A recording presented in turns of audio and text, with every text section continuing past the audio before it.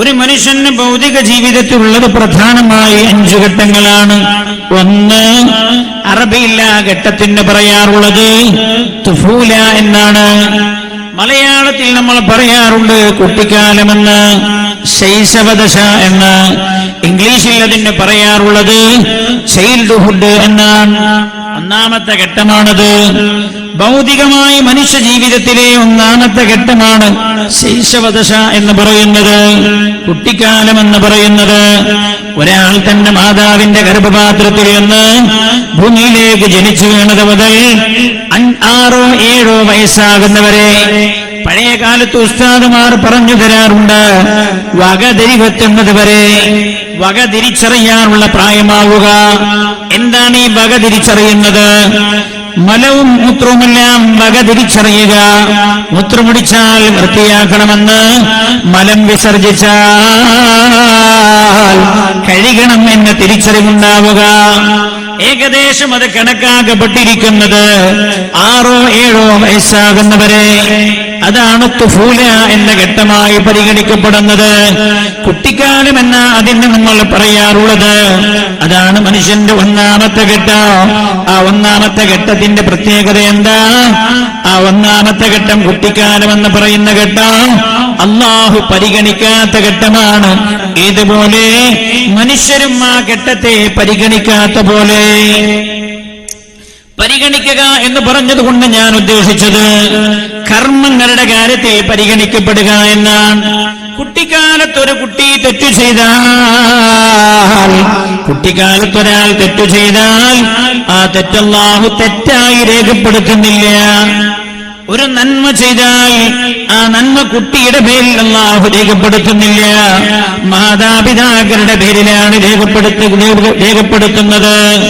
ഹബീബായ നബിയുനാ മുഹമ്മദ് മുസ്തഫ സല്ലല്ലാഹു അലൈഹി വസല്ലം തങ്ങളുടെ കാലഘട്ടത്തിലാണല്ലോ ഒരു സ്ത്രീ അല്ലാഹുവിന്റെ ഹബീബിന്റെ സന്നിധിയിലേക്ക് വന്നല്ലോ. തന്റെ കയ്യിലുണ്ടായിരുന്ന, തന്റെ ചാരത്തുണ്ടായിരുന്ന ചെറിയ കുട്ടിയെ എടുത്തു പൊക്കിയിട്ട് ആ സ്ത്രീ അല്ലാഹുവിന്റെ ഹബീബിനോട് ചോദിച്ചു, യാ റസൂലല്ലാഹ്, അല്ലാഹുവിന്റെ ഹബീബേ, ഞാൻ എന്റെ ഈ പൊന്നുമോനെ ഉംറ ചെയ്യിപ്പിച്ചാൽ അതിന്റെ പ്രതിഫലം എന്റെ പൊന്നുമോന് ലഭിക്കുമോ എന്ന് പുണ്യനബി സല്ലല്ലാഹു അലൈഹി വസല്ലം തങ്ങൾ പറഞ്ഞു, ഇല്ല, അതിന്റെ പ്രതിഫലം നിങ്ങൾ കാണുന്ന മാതാപിതാക്കളുടെ പേരിലാണ് അല്ലാഹു രേഖപ്പെടുത്തുന്നത് എന്ന് ഹബീബായ നബിയുനാ റസൂലുള്ളാഹി സല്ലല്ലാഹു അലൈഹി വസല്ലം. അപ്പൊ കുട്ടിക്കാലത്ത് ഒരാൾ ഒരു നന്മ ചെയ്താൽ അതിന്റെ പ്രതിഫലം അവന്റെ പേരിൽ അല്ലാഹു രേഖപ്പെടുത്തുന്നില്ല. തിന്മ ചെയ്താലോ ആ തിന്മ അല്ലാഹു പരിഗണിക്കുന്നേ ഇല്ല. ഇതാണല്ലോ മനുഷ്യന്റെ ഒന്നാമത്തെ ഘട്ടം എന്ന് പറയുന്നത്. അല്ലെ? എന്താ കാരണം? കുട്ടിക്കാലാണ്. അവൻ കാര്യങ്ങളൊക്കെ പഠിച്ചു വരുന്നേയുള്ളൂ. ഭൂമിയിലേക്ക് ഒരു മനുഷ്യൻ ജനിച്ചു വീടുന്ന സമയത്തുള്ള അവസ്ഥ എന്താണ് എന്റെ സഹോദര? ഖുർആൻ പറഞ്ഞത്, ലാ തഅലമൂന ശൈആ, ഒന്നും അറിയാത്തവരായിരുന്നു നിങ്ങളെന്ന് ഖുർആൻ. ഭൂമിയിലേക്ക് ഒരു മനുഷ്യൻ ജനിച്ചു വീണ സെക്കൻഡിൽ ഒന്നും അറിയാത്തവനായിരുന്നു മനുഷ്യൻ. ഒന്നും അറിയില്ലേനോ? ഒന്നും അറിയില്ലേനോ? വാട്സപ്പ് ഉപയോഗിക്കാൻ അറിയുന്നോ? അല്ല, ഉണ്ടില്ല. ഇല്ല. ഒരാൾക്ക് ഒരു പരസ്യം കാണിച്ചു തന്നു. ഒരു കുട്ടി ഇങ്ങോട്ട് ജനിച്ചു വീണ ഉടനെ തന്നെ മൊബൈൽ എടുത്തിട്ട് നിയമ കളിക്കണം. ഒക്കെ പരസ്യത്തെ കൊടുക്കാന്നുള്ളൂ, തിരിയില്ല. ഒരാൾ ജനിച്ചു വീണ ഘട്ടമെന്ന് പറയുന്നത് ഒന്നും മനസ്സിലാവാത്ത ഘട്ടമാണ്. ഖുർആൻ ആ ഘട്ടത്തെ കുറിച്ച് പറഞ്ഞത് ഒന്നും നിങ്ങൾക്കറിയാത്ത ഘട്ടമെന്നാണ്. ഉമ്മയുടെ അമ്മിഞ്ഞപ്പാൽ പോലും എവിടെ എന്ന് കുട്ടിക്കറിയില്ലല്ലോ. ഒരു സ്ത്രീ ഒരു കുഞ്ഞിന് ജന്മം നൽകിയ പാടെ കുട്ടി അതാ കരയുകയാണ്. കരയുമ്പോഴാണ് ഉമ്മ വിചാരിക്കുന്നത് മുലപ്പാലിനാകും കരയുന്നത് എന്ന്. കുട്ടിയെ തന്നെ മാരത്തോട് ചേർത്ത് പിടിക്കുകയാണ്. അപ്പോഴും ഇവന് മനസ്സിലായിട്ടില്ല അമ്മിഞ്ഞപ്പാലാണത് എന്ന്. ഞാൻ എന്തിനാണോ കരയുന്നത് അത് ഉമ്മയുടെ മാറിടത്തിലുണ്ട് എന്ന് മനസ്സിലാക്കാനുള്ള പക്വത കുട്ടിക്ക് വന്നിട്ടില്ല. അപ്പോഴാണ് മാതാവ് തന്റെ മുലക്കണ്ണി കുട്ടിയുടെ വായയിൽ വെച്ചു കൊടുക്കുന്നത്. അപ്പോഴും അവന് മനസ്സിലായിട്ടില്ല മുലപ്പാലാണ് എന്ന്. ആ സമയത്ത് മുലക്കണ്ണിയിൽ നിന്ന് പാൽ ചുരത്തിയിട്ട് കുട്ടിയുടെ ചുണ്ടിൽ മുലക്കണ്ണി ഉരതി കൊടുക്കുന്നത്. അപ്പോഴാ ആ കുട്ടിക്ക് മനസ്സിലാകുന്നത് ഇത് ഉമ്മയുടെ മുലപ്പാലാണ് എന്ന്. ലാ തഅലമൂന ശൈആ, ഒന്നും അറിയാത്തവരായിരുന്നു നിങ്ങളെന്ന് ഖുർആൻ. എന്നാൽ വീട്ടിൽ പശുള്ള ആൾക്കാരൊക്കെ ഒന്ന് കൈവക്കെ. വീട്ടിൽ പശുള്ള ആള് മോശമൊന്നുമല്ലേ? വീട്ടിൽ പശു ആരുമില്ലേ? ചോനെ നവേ വീട്ടിൽ പശുള്ള ആളൊന്ന് കൈപൊക്കൂ. അള്ളാന്റെ അദാബ് അടുത്തു വരുന്നു എന്നാണ് അതിന്റെ അർത്ഥം.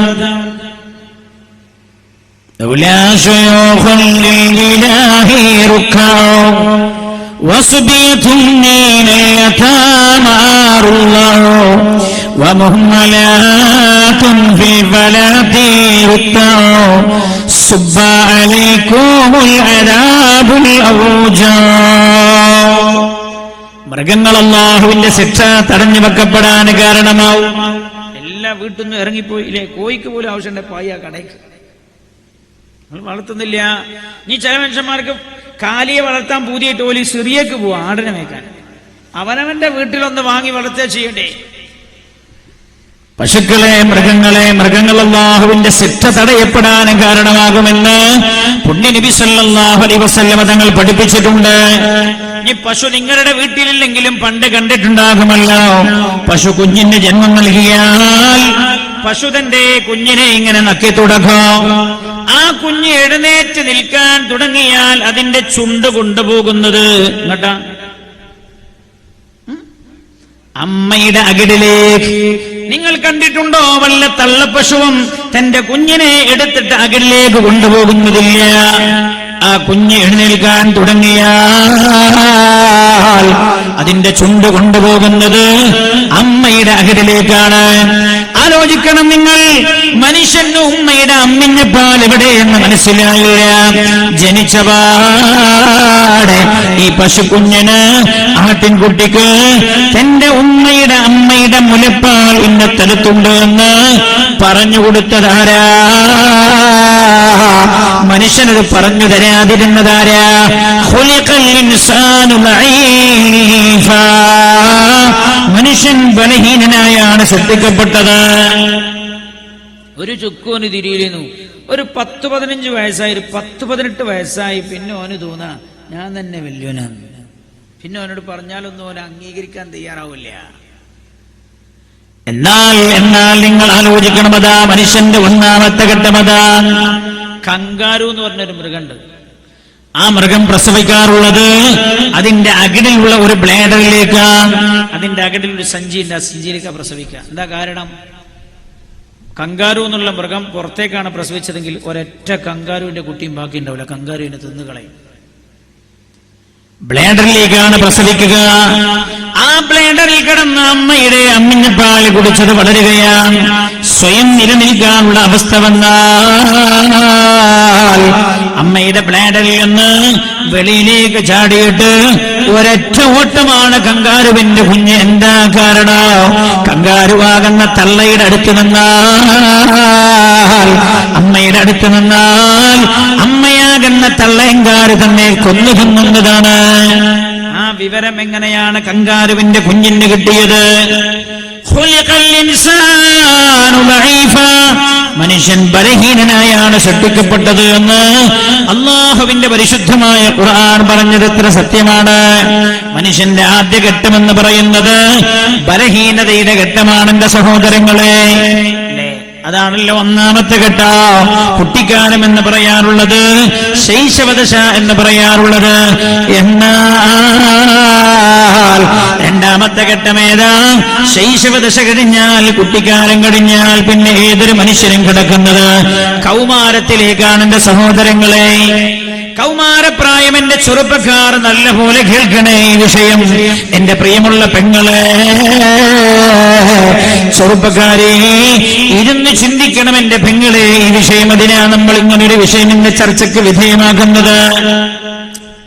മനുഷ്യന്റെ രണ്ടാമത്തെ ഘട്ടമെന്ന് പറയുന്നത് അതിന് നമ്മൾ പറയാറുള്ളത് കൗമാരപ്രായമെന്നാ പറയാറുള്ളത്. കൗമാരപ്രായമായി കണക്കാക്കപ്പെടുന്നത് 6 7 വയസ്സ് മുതൽ പ്രായപൂർത്തിയാകുന്നവരെ ഉള്ള പ്രായമാണ്. പ്രായപൂർത്തി എന്ന് പറഞ്ഞാൽ ഇന്ത്യൻ നിയമം അനുസരിച്ചുള്ള പ്രായപൂർത്തിയല്ല. ഇന്ത്യൻ നിയമം അനുസരിച്ച് പ്രായപൂർത്തിയാൻ എത്ര വയസ്സാവണം? 18 ആവണം. 18 വയസ്സിന് താഴെയുള്ളവരൊക്കെ കുട്ടികളായിട്ടാണ് പരിഗണിക്കപ്പെടുക. ഇവിടെയാണ് അഷ്റഫുൽ വറാ നബിയുനാ റസൂലുള്ളാഹി സ്വല്ലല്ലാഹു അലൈഹി വസല്ലം തങ്ങൾ 14 നൂറ്റാണ്ട് മുമ്പ് പഠിപ്പിച്ച പരിശുദ്ധമായ ദീൻ എല്ലാ കാലത്തും എല്ലാ സമയത്തും ഏറ്റവും പ്രസക്തമാണ് എന്ന് ഒരിക്കൽ കൂടെ നമുക്ക് ബോധ്യപ്പെടുകയാണ്. അവ പ്രായപൂർത്തിയാകുന്നവരെ എന്ന് പറഞ്ഞാൽ ഒന്നുകിൽ 15 വയസ്സാവുക, അല്ലെങ്കിൽ ഇന്ദ്രിയം സ്ഖലിക്കുക. അതുവരെയുള്ള ഘട്ടമാണ് കൗമാരപ്രായമായി കണക്കാക്കപ്പെടുന്നത്. ഈ ഘട്ടവും ആദ്യം പറഞ്ഞ ഘട്ടത്തിൽ നേരെ വ്യത്യസ്തമല്ല. ഈ ഘട്ടത്തിൽ ചെയ്യുന്നതും പ്രായപൂർത്തിയാകുന്നതിന് മുമ്പ് ചെയ്യുന്നത് അല്ലാഹു പരിഗണിക്കുന്നില്ല. കൗമാരപ്രായമെന്ന് പറയുന്നത് പ്രായപൂർത്തിയായാൽ ഒരു മനുഷ്യൻ ചെയ്യേണ്ട നിർബന്ധമായ കാര്യങ്ങളെല്ലാം അവൻ പഠിച്ചെടുക്കുന്ന പ്രായമാണ് കൗമാരപ്രായം എന്ന് പറയുന്നത്. അതുകൊണ്ടാണല്ലോ ഹബീബായ നബിയുനാ റസൂലുള്ളാഹി സല്ലല്ലാഹു അലൈഹി വസല്ലം നല്ല സ്വലാത്തിലാണ്. നമുക്ക് അവസാനം ദുആ ഇറക്കണം. സഹായിക്കുന്ന എല്ലാവർക്കും ദുആ ചെയ്യണം. ഹബീബായ നബിയുനാ മുഹമ്മദ് മുസ്തഫ സല്ലല്ലാഹു അലൈഹി വസല്ലം തങ്ങൾ പറഞ്ഞത്, അല്ലാഹുവിന്റെ ഹബീബ് മുറു ഔലാദകും ഇദാ ബലഗു 7 സിനീൻ, നിങ്ങളുടെ മക്കളോട് നിങ്ങൾ നിസ്കാരം കൊണ്ട് കൽപ്പിക്കണേ അവർക്ക് 7 വയസ്സായാൽ. എന്താണത്? പ്രായപൂർത്തിയായാൽ ചെയ്യാനുള്ള കാര്യങ്ങളെല്ലാം ചെയ്തു പ്രാക്ടീസ് നേടുകയാണവൻ.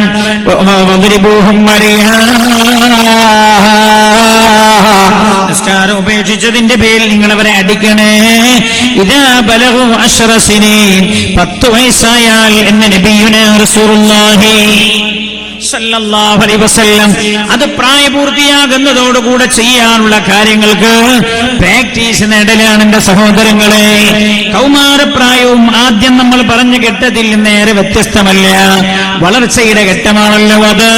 കൗമാരപ്രായം ഒരു 12 വയസ്സായ കുട്ടിയുടെ കയ്യ് പൂർണ്ണമായ ആരോഗ്യത്തിലെത്തിയിട്ടുണ്ടാവുകയില്ല, കാലുകൾ പൂർണ്ണമായ ആരോഗ്യത്തിലെത്തിയിട്ടില്ല, അവന്റെ ശരീരം പൂർണ്ണമായ വളർച്ചയെത്തിയിട്ടില്ലല്ലോ, വളർന്നുകൊണ്ടിരിക്കുകയാണല്ലോ. ആരോഗ്യമായ ശരീരത്തിലേക്ക് എത്തിച്ചേരാൻ തുടങ്ങുന്നല്ലേ ഉള്ളൂ. എന്നാൽ കൗമാരപ്രായം കഴിഞ്ഞാൽ ഒരു മനുഷ്യൻ കിടക്കുന്നത് ഏതൊരു മനുഷ്യന്റെയും 3ാമത്തെ ഘട്ടത്തിലേക്കാണ്. ആ ഘട്ടത്തിനാ നമ്മൾ യൗവനം എന്ന് പറയാറുള്ളത്. യൗവനം എന്നാണ് നമ്മൾ അതിന് പറയാറുള്ളത്. ആ യൗവനം ഒരു മനുഷ്യന്റെ ജീവിതത്തിലെ ഏറ്റവും തീക്ഷ്ണമായ ഘട്ടമാണത്. യൗവനം കണക്കാക്കപ്പെട്ടിരിക്കുന്നത് പ്രായപൂർത്തിയായത് മുതൽ, അല്ലെങ്കിൽ 15 വയസ്സായത് മുതൽ 35 വയസ്സ് വരെ എന്നാണ്. അതല്ല 40 വയസ്സ് വരെയാണ്. 2 അഭിപ്രായമുണ്ട്. ഒരഭിപ്രായ പ്രകാരം യൗവനം 35 വയസ്സ് വരെയാണ്. 35 കഴിയുന്നതോടുകൂടെ യൗവനം അവസാനിക്കുമെന്നാണ്. വേറൊരഭിപ്രായ പ്രകാരം 40 വയസ്സ് വരെ എന്നാണ്.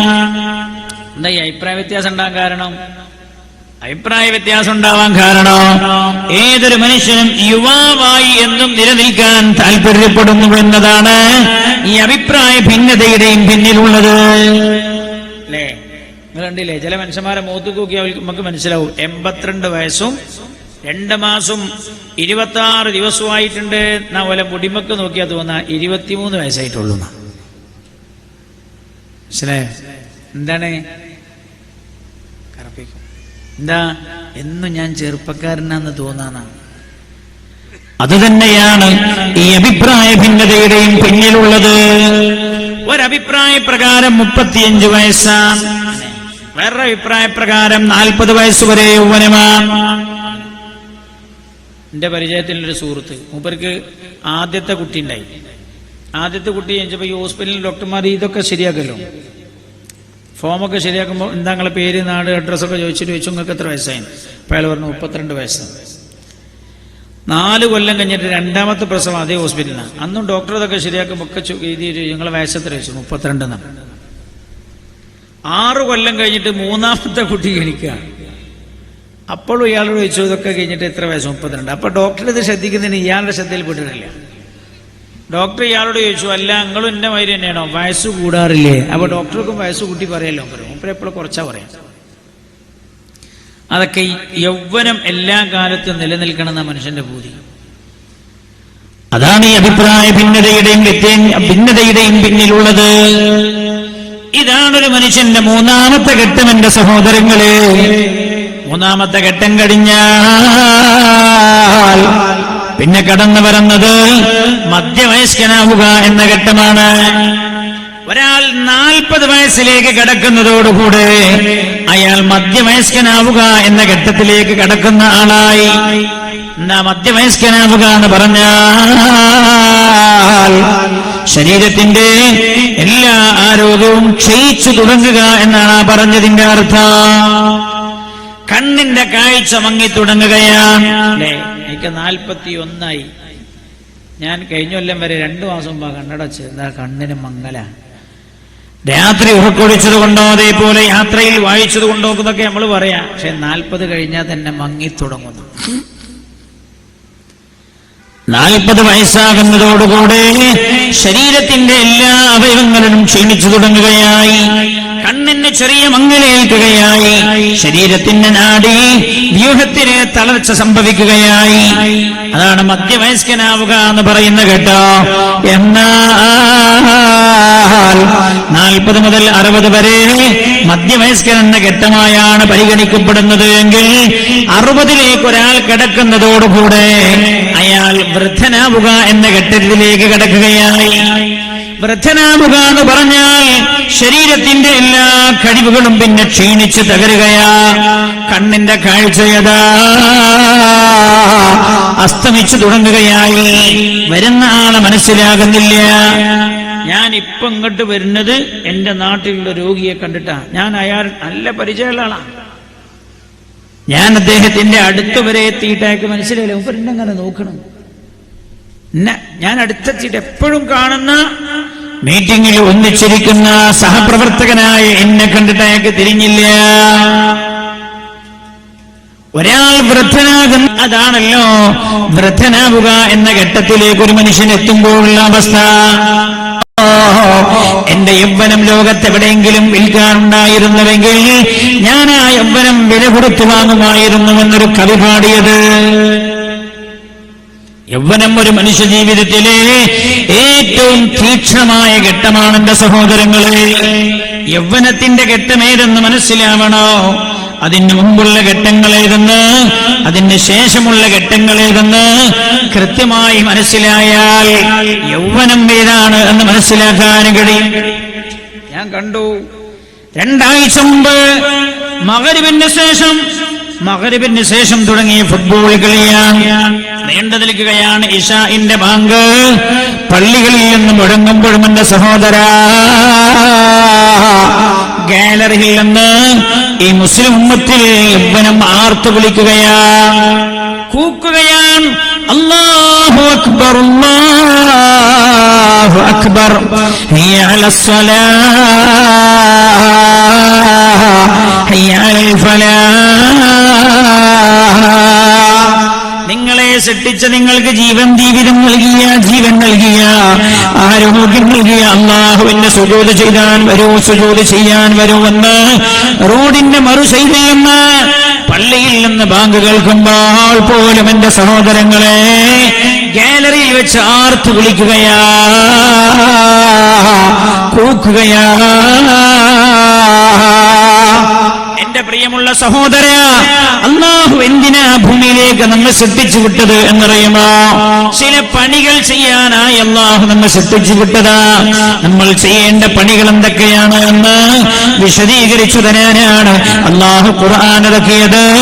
1,24,000 വരുന്ന പ്രവാചകന്മാർ അയച്ചത് ഖുർആൻ വിശദീകരിക്കാനായി ഹബീബായ നബിയുനാ മുഹമ്മദ് മുസ്തഫ സല്ലല്ലാഹു അലൈഹി വസല്ലം തങ്ങളെയും അല്ലാഹു അയച്ചത്. എന്തിനാ അല്ലാഹു നമ്മെ ഭൂമിയിലേക്ക് പടച്ചുവിട്ടത്? ഖുർആൻ തന്നെ പറയുന്നത് കേൾക്കണേ, വമാ ഖലഖതുൽ ജിന്ന വൽ ഇൻസ ഇല്ലാ ലിയഅ്ബുദൂൻ. മനുഷ്യരെയും ജിന്നുകളെയും ഞാൻ സൃഷ്ടിച്ചിരിക്കുന്നത് എനിക്ക് ആരാധനകൾ അർപ്പിക്കുവാനാണ് എന്ന ഖുർആൻ. അപ്പൊ അല്ലാഹു നമ്മളെ ചില പണികൾ ചെയ്യാനായി പറഞ്ഞയച്ചതാണ്. എന്തൊക്കെയാ നമ്മൾ ചെയ്യേണ്ടത്? അതല്ലേ അല്ലാഹുവിന്റെ ഹബീബ് പഠിപ്പിച്ചു പോയത്. എന്തൊക്കെയാ നമ്മൾ ചെയ്യേണ്ടത്? ഏറ്റവും പ്രധാനമായി നിസ്കാരം നമ്മൾ നിലനിർത്തണം. സകാത്ത് കൊടുത്തു വീട്ടണം. സൗമ്യ റമദാൻ മാസത്തിലെ നോമ്പ് നൽകണം. വഹജ്ജിൽ ബൈത്തി മൻ ഇസ്തതാഅ ഇലൈഹി സബീല. കഴിവുള്ളവരെ കഅബയിൽ പോയി ഹജ്ജ് ചെയ്യണം. പിന്നെയോ അല്ലാഹുവിന്റെ ഹബീബ് പഠിപ്പിച്ച ഒരുപാട് നന്മകളുണ്ടല്ലോ. നബി സല്ലല്ലാഹു അലൈഹി വസല്ലം തങ്ങൾ പറഞ്ഞതെന്താ? ഈമാൻ ബിളുൻ വസബൂന ശുഅബ. 70 ചില്ലാനും ശാഖകളാണ്. അഫ്ളലുഹാ ലാ ഇലാഹ ഇല്ലല്ലാഹ്. ഏറ്റവും ഉന്നതമായി കിടക്കുന്നത് ലാ ഇലാഹ ഇല്ലല്ലാഹ് എന്ന കലിമത്താണ്. വഅദ്നാഹാ. ഈമാനിൽ ഏറ്റവും താഴ്ന്ന ശാഖ ഏത്? ഇമാത്തത്തുൽ അദാ അനിത്വരീഖ്. വഴികളിൽ എന്ന പ്രയാസങ്ങൾ നീക്കം ചെയ്യലാണ് എന്ന് ഹബീബായ നബിയുനാ റസൂലുള്ളാഹി സല്ലല്ലാഹു അലൈഹി വസല്ലം. വഴിയിൽ നിന്ന് തടസ്സങ്ങൾ നീക്കം ചെയ്യുക. എന്താണ് അർത്ഥം? വഴിയിൽ നിന്ന് തടസ്സങ്ങൾ നീക്കം ചെയ്യുക. വഴിയിൽ തടസ്സം ഉണ്ടാക്കാനല്ല, തടസ്സങ്ങൾ നീക്കം ചെയ്യുക എന്ന്. അതുപോലും ഈമാനിന്റെ ഭാഗമാണ് എന്ന് നബിയുനാ റസൂലുള്ളാഹി സല്ലല്ലാഹു അലൈഹി വസല്ലം. ഞാൻ പറയുന്നത് ഇങ്ങനെ തുടങ്ങി ഒട്ടേറെ കാര്യങ്ങൾ അല്ലാഹുവിന് വേണ്ടി ചെയ്യാനാണ് അല്ലാഹു നമ്മെ ഭൂമിയിലേക്ക് പറഞ്ഞയച്ചത്. ഞാൻ ചോദിക്കട്ടെ നിങ്ങളോട്, ഒരാളെ രാവിലെ പണിക്ക് വിളിച്ചു, ഓനോട് ചില പണിയൊക്കെ പറഞ്ഞെടുത്തു. നിങ്ങൾ വൈകുന്നേരം തിരിച്ചു വന്ന് നോക്കുമ്പോൾ ഓൻ ആ പണിയൊന്നും എടുത്തിട്ടില്ല. എന്നാൽ നമുക്ക് ഓനോട് ഭയങ്കര ഇഷ്ടാവൂലേ? ഞാൻ പറഞ്ഞ തെറ്റിയോ? ഭയങ്കര ഇഷ്ടാവൂലേ? ഞങ്ങൾ ചിരിക്കണേ? ഇഷ്ടാവൂല.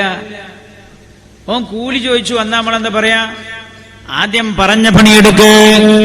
പിന്നെ നമ്മൾ പറയും അല്ലേ, മേസ്ത്രി വിളിച്ചിട്ട് മെയിൻ പണിക്കാരനെ വിളിച്ചിട്ട് പറയും പിന്നെ ഓനങ്ങോട്ട് പറഞ്ഞേക്കണ്ടാറ്.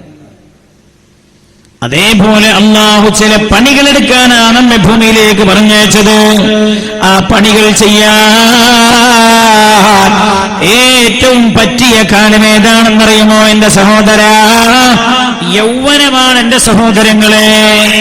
ഒട്ടേറെ ചെറുപ്പക്കാരെ സദസ്യരുണ്ടല്ലോ, വയല് കേട്ടുകൊണ്ടിരിക്കുന്നവരുടെ കൂട്ടത്തിലുണ്ടല്ലോ. ഇതുപോലെ ഒരു കാലഘട്ടം ജീവിതത്തിൽ ഇനി ലഭിക്കാനില്ല എന്റെ സഹോദര.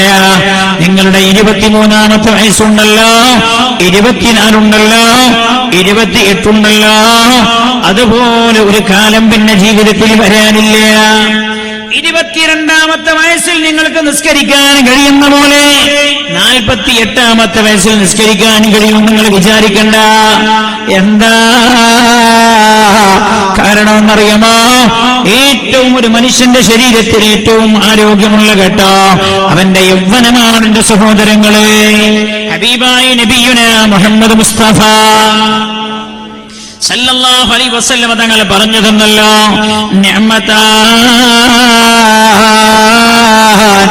രണ്ടനുഗ്രഹങ്ങൾ മഖ്ബൂനൻ ഫീമാ കസീറുൻ മിനന്നാസ്. ആ രണ്ടനുഗ്രഹങ്ങളിൽ അധിക ആളുകളും വഞ്ചിതരാണ്. നബി സല്ലല്ലാഹു അലൈഹി വസല്ലം തങ്ങൾ പറയാ, ആ രണ്ടനുഗ്രഹങ്ങളും വേണ്ട വിധം ഉപയോഗപ്പെടുത്തുന്ന കാര്യത്തിൽ അധിക ആളുകളും പരാജയപ്പെട്ടു പോകുന്നുവെന്ന് റസൂലുള്ളാഹി സല്ലല്ലാഹു അലൈഹി വസല്ലം എന്ന റസൂലുള്ളാഹി പറഞ്ഞിട്ടുണ്ട്. അസ്സഹത്തു വൽ ഫറാഹ്, ഒന്ന് ആരോഗ്യമാണ്, മറ്റൊന്ന് ഒഴിവ് സമയമാണ് എന്ന് നബിയുനാ റസൂലുള്ളാഹി. ഒരു മനുഷ്യന്റെ ആരോഗ്യപ്രദമായ ഏറ്റവും പ്രധാന ഘട്ടേത യൗവന. അത് തിരിയണോ? അതിന്റെ ശേഷമുള്ള ജീവിതത്തെ കുറിച്ച് മനസ്സിലാവും. ഞാൻ നിങ്ങൾക്കൊരു കഥ പറഞ്ഞു തരാം. കഥ ഇഷ്ടാണോ? കഥ ഇഷ്ടാണോ? ഇല്ലേ? നിങ്ങൾക്ക് ഇഷ്ടമല്ല എന്താന്ന് പറഞ്ഞാൽ ഞാൻ അടുത്ത് വരുമ്പോൾ പോയിട്ട് വരാലോ. ഒരു കഥ പറഞ്ഞത്. കഥ എന്തിനാ ഞാൻ പറഞ്ഞത്? നിങ്ങൾ കഥ കേൾക്കാൻ അല്ല പറഞ്ഞത്. ഇത് ജീവിതത്തെ ചിത്രീകരിക്കുന്ന ഒരു കഥയാണ്.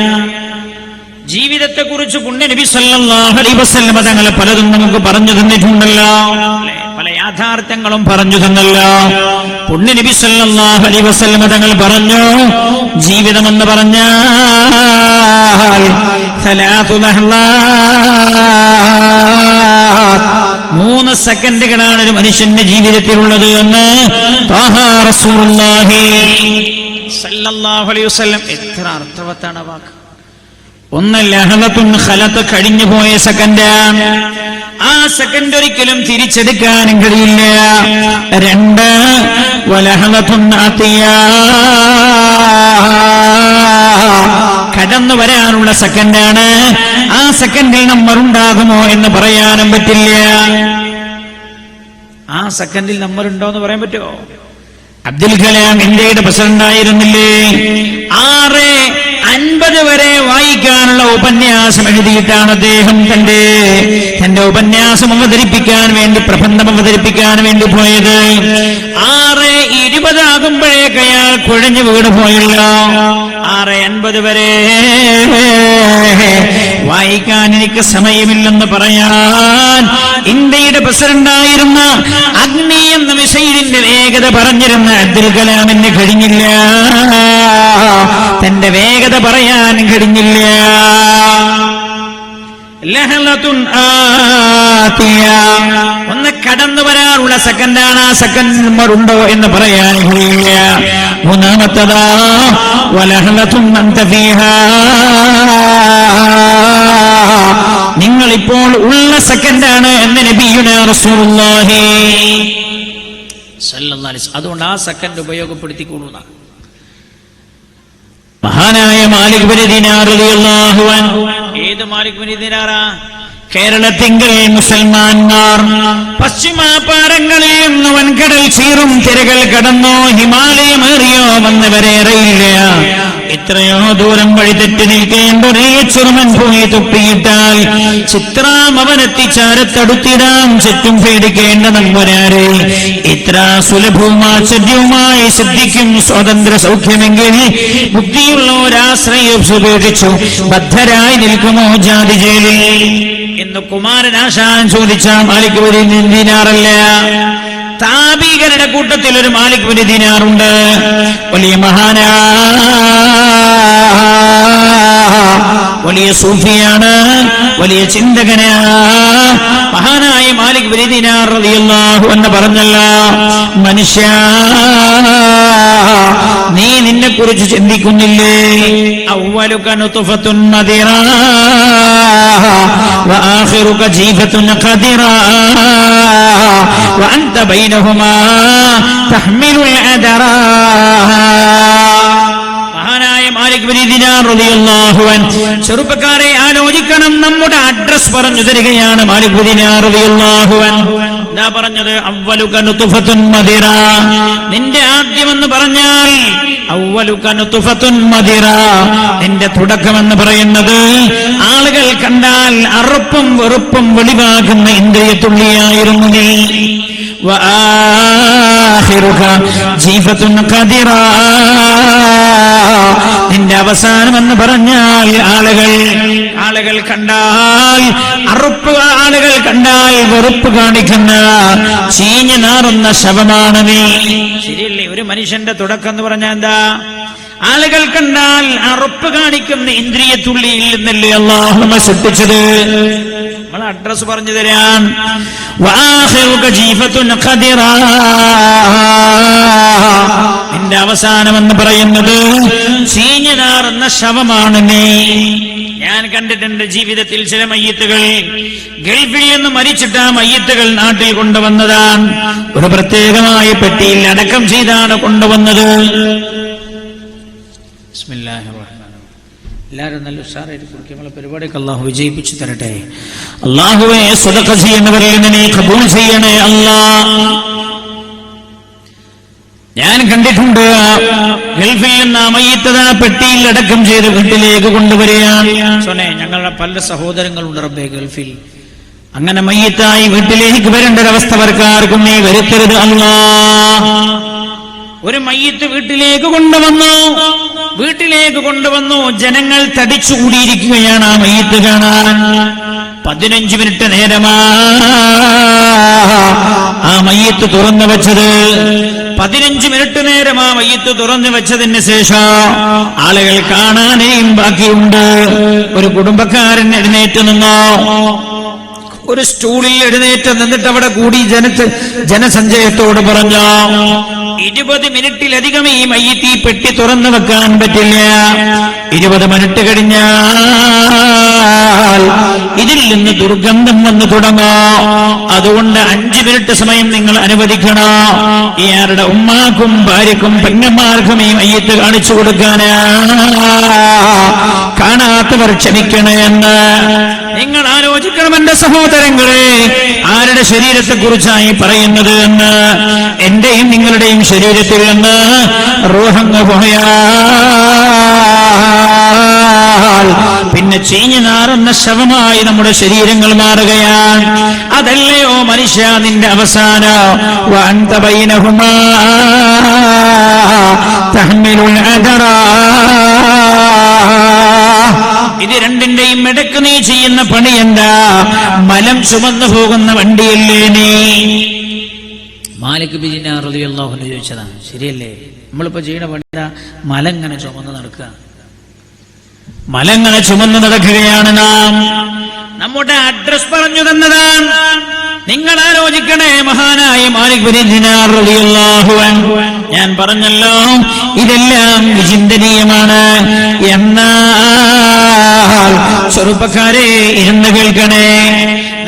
നമ്മളിലൂടെ കടന്നു പോകുന്ന ഈ ഘട്ടമേതെന്ന് മനസ്സിലാക്കാൻ പറ്റാവുന്ന നല്ല ഒരു കഥ പറഞ്ഞു തരാൻ ഞാൻ നിങ്ങൾക്ക്. കഥയാണ്, പക്ഷേ കേവലം കഥയല്ല, അത് ജീവിതത്തെ ചിത്രീകരിച്ചിരിക്കുന്ന കഥയാണ്.